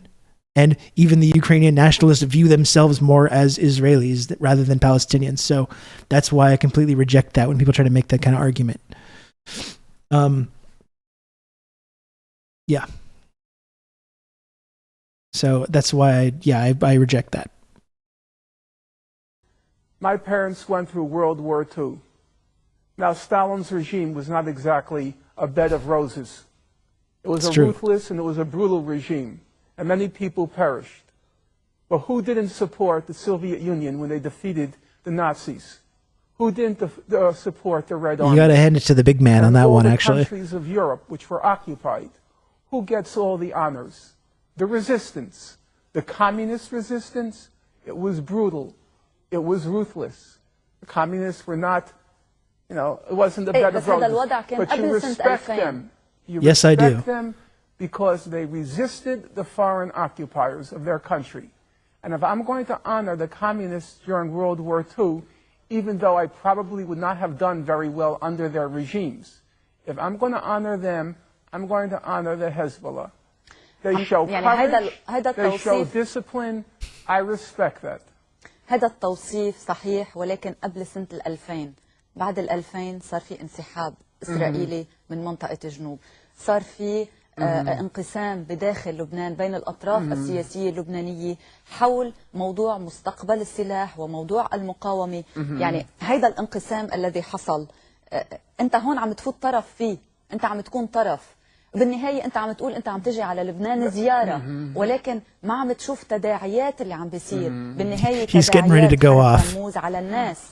Listen, if you want to close your eyes and believe it was all over in May 2000, you can do so. You can play that game. But the reality was, and everyone understood it, that the Israeli attitude was, we're going to knock out Hezbollah. If anyone has grounds to talk shit about cancel culture, it's Finkelstein. He's like the one guy that actually got fucked, professionally impacted by that shit. And I agree with that. But that's why I think you should be not focusing so much on blaming trans people for that and taking this kind of reactionary turn into this like bullshit identity politics stuff. I think if you continue to focus on the actual people that did cancel him for his views, I would support that. Trans people had nothing to do with that, though. So that's why I reject the fact that he's now going after those kind of targets. I think that's bullshit. And that's crank shit from Finkelstein, which is disappointing and gross. And they began planning for a new war right after they were forced to leave in 2000. They found their excuse, their pretext, in July 2006. But there's no question among rational people that Israel was never going to let that victory go by, the Hezbollah victory go by. They were determined to teach كان يمكن تجنبه. يعني هون ممكن يقدر الطرف الآخر يقول لك ممكن تجنبه وما توقع بالفخ. It could not have been avoided. There is no way that the United States and Israel are going to tolerate any resistance in the Arab world. You want to pretend it can be avoided, you can play that game. But serious people, clear-headed people, knew there was going to be a war sooner or later. You think there's not going to be another war? You think Israel is going to allow that defeat in July 2006? You want to pretend it's Hezbollah that's causing the trouble? No, there will be another war. Yeah, that's a good point. One who reads. Will probably be 10 times worse, maybe even more, than July 2006. And like I point out often, there needs to be a distinction between talking about, and Ben Norton is someone that talks about this a lot, which I think is really important.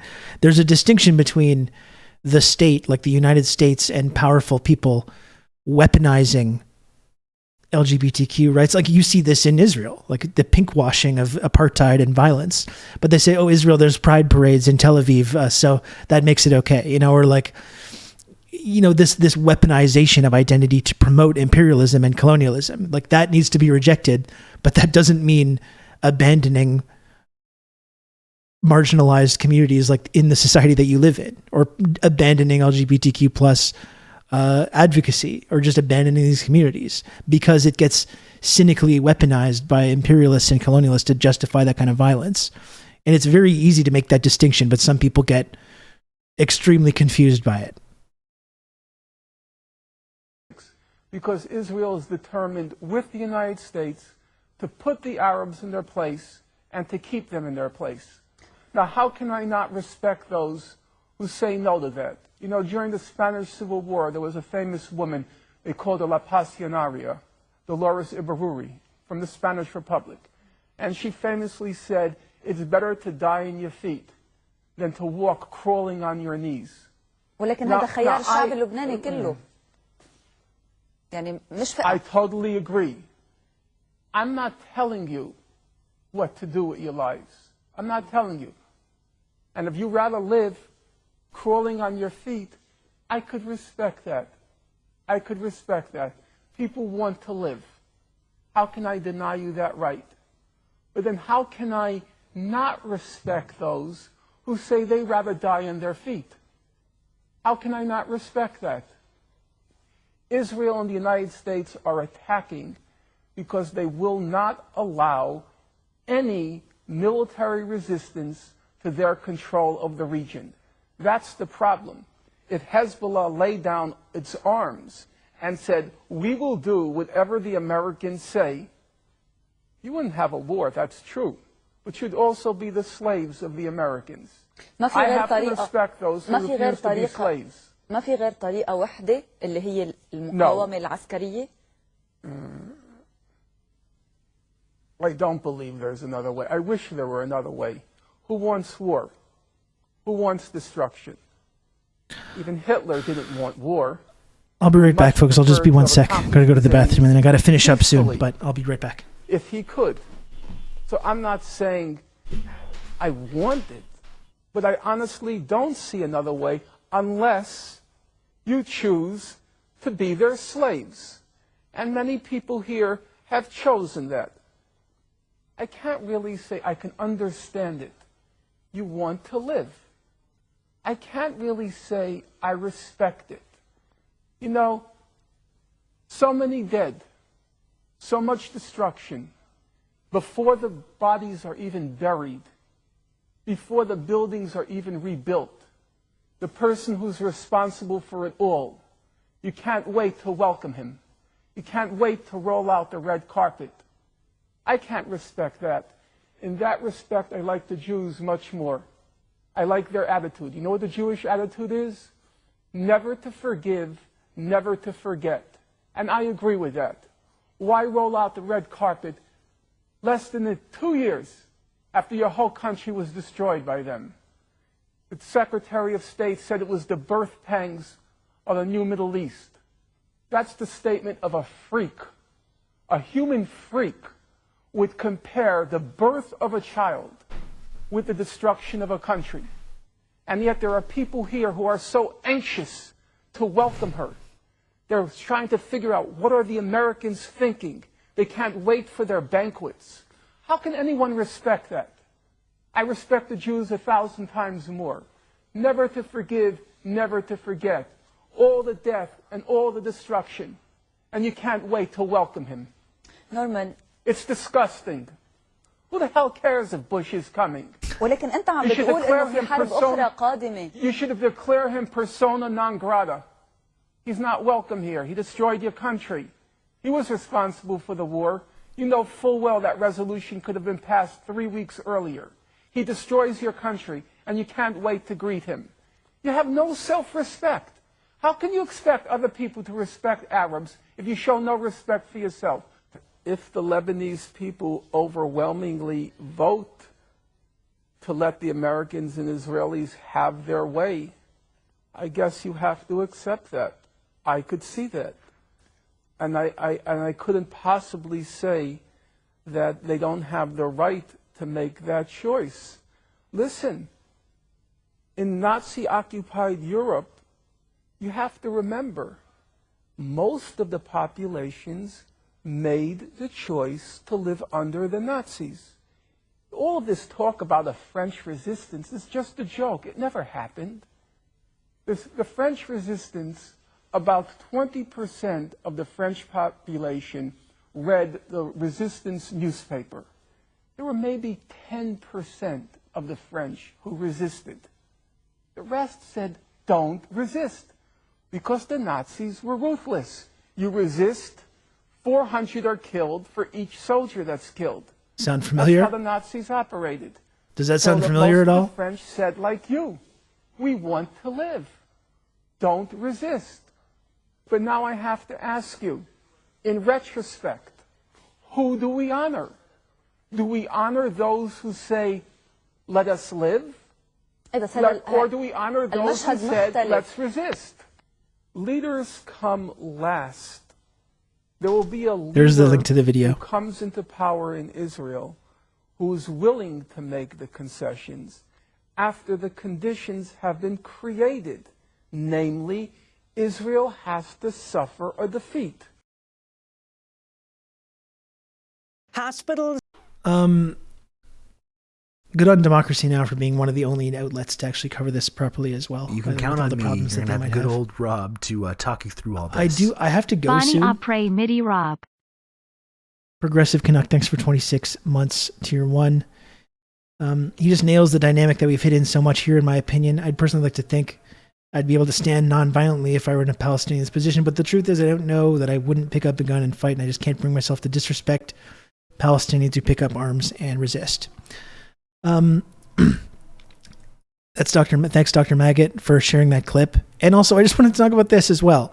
This whole idea of talking about the violence, including the violence that we saw against civilians in Israel over the weekend. This whole idea where you suggest that violence is being caused by the Israeli government and the occupation and the apartheid system, the way that that's framed in our press or in our political class as being like excusing terrorism or being anti-Semitic or whatever. And it's like, this is literally the opinion of Israel's oldest newspaper in Haaretz. Like, this is what the editorial board of Haaretz are saying while these horrific violent incidents are happening. So if people try to make you feel like, if you're American or Canadian or wherever else, and you talk about the violence of the occupation and you refuse to play this game about condemning Hamas or whatever it is, and people say that you're anti-Semitic or that you support terrorism or whatever, just remind people that's literally what the editorial board of Haaretz says. It's completely not controversial, even in Israel, even in the Knesset in Israel or in Israeli civil society or in the media, to take that viewpoint. It's only like really forbidden in Canada and the United States. That's where we're the most bloodthirsty settlers and occupiers. It's where we're not allowed to make this kind of argument. But in Israel, it's very common to say this kind of thing. Yeah, Canadian universities going absolutely brutal on staff for speaking up. I expect some big firings. Again, this is for people saying what the oldest newspaper in Israel say. This is from the editorial board of Haaretz over this weekend.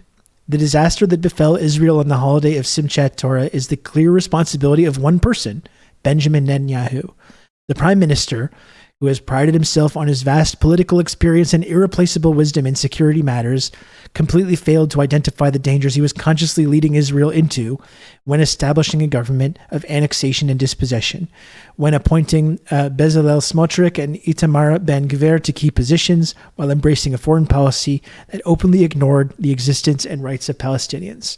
So just remember that when people say things about you, when people are faced with these kind of professional consequences for taking a stance that's completely in line with the editorial board of Haaretz newspaper in Israel. And yes, I can post this in the Discord. I can also just post it in the chat right now. It was Nathan Robinson that posted this. And I got to get going soon, folks. I got to get going. I have to leave in about 10 minutes max to go pick up my kid from school.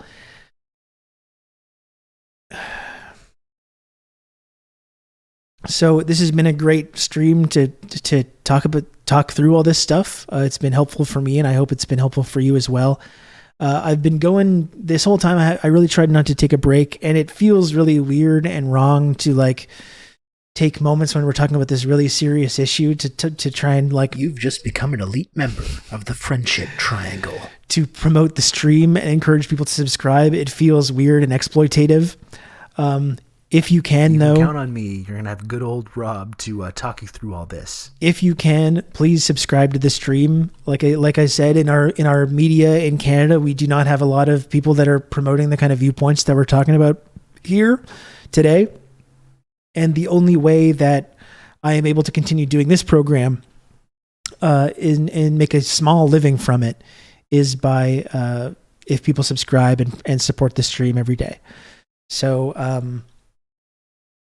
OnlyFacts gifted 5 subs, and I really appreciate the 5 gifted subs from our friend OnlyFacts. Thank you for that. Comrade Bushy also gifted 2 subs. Thank you so much for all the support, Comrade Bushy, as well.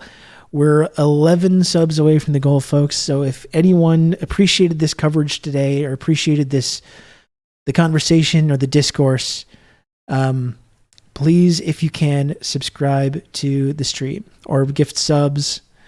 You can count on me. You're gonna have good. Every little bit helps. It's the only way that I'm able to continue to do this.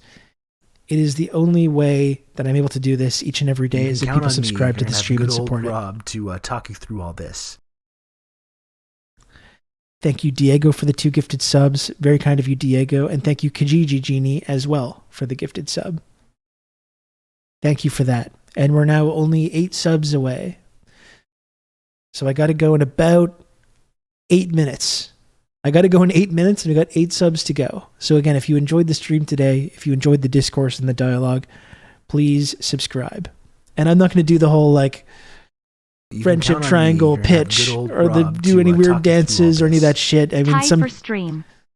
Pathogen, thanks for the 17 months of tier 1. And you're welcome. It's my pleasure. And I don't want to suggest that somehow that I'm fucking brave for doing my Twitch stream here, but you know, I do. It's really meaningful to me that I have a little bit of a platform that I can talk about this stuff. It's not like I'm getting invited into Canadian media to make these kinds of arguments.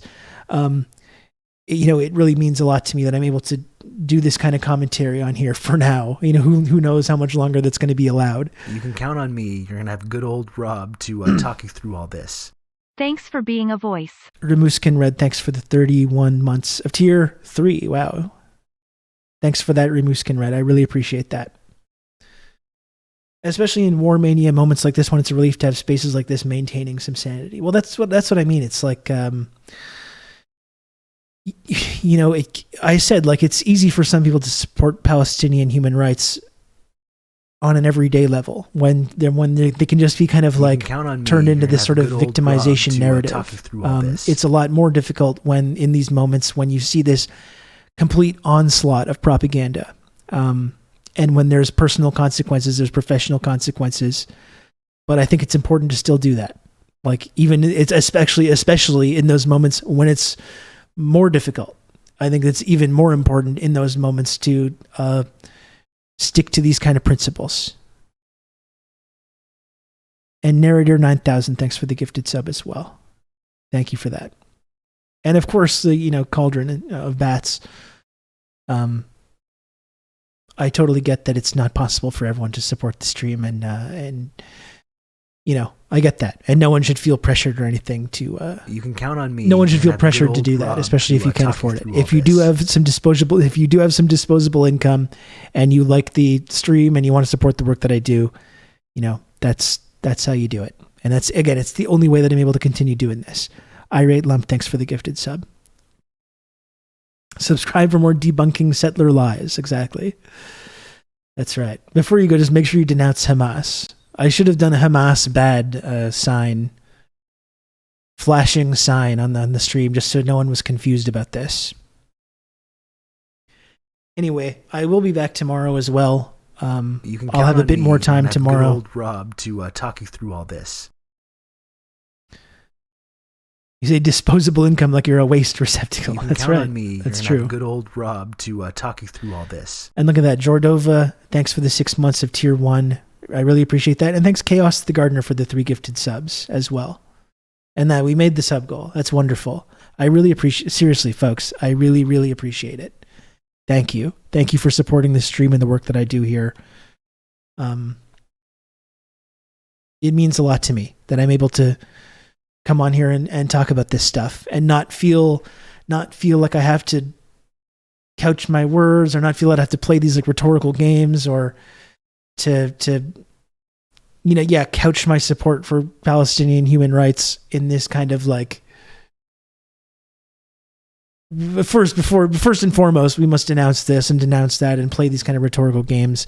It means a lot that I have the ability to talk about these things in this way. And I couldn't do it without you, the viewers, the listeners, the chat.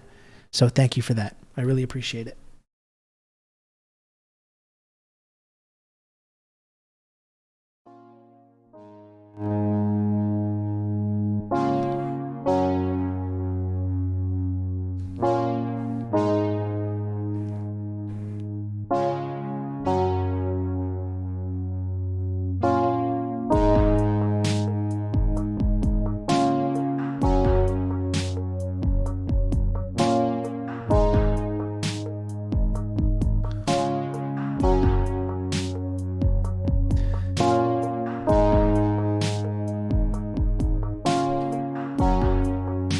You know what I'm gonna do is go ahead and raid little known little known Twitch streamer, Hassanabi.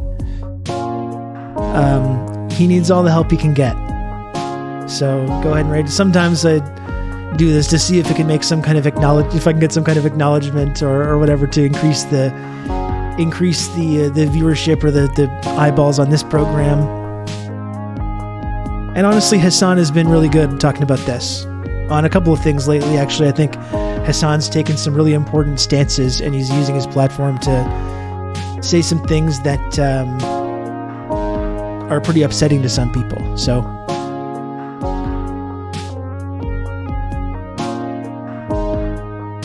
exactly, notice me. Maybe one day. You know, I used to talk to Hassan on podcasts, and I used to kind of know him before he became big Mr. Celeb, but that's neither here nor there. We don't need to be relitigating any of that. We don't need to be talking about that.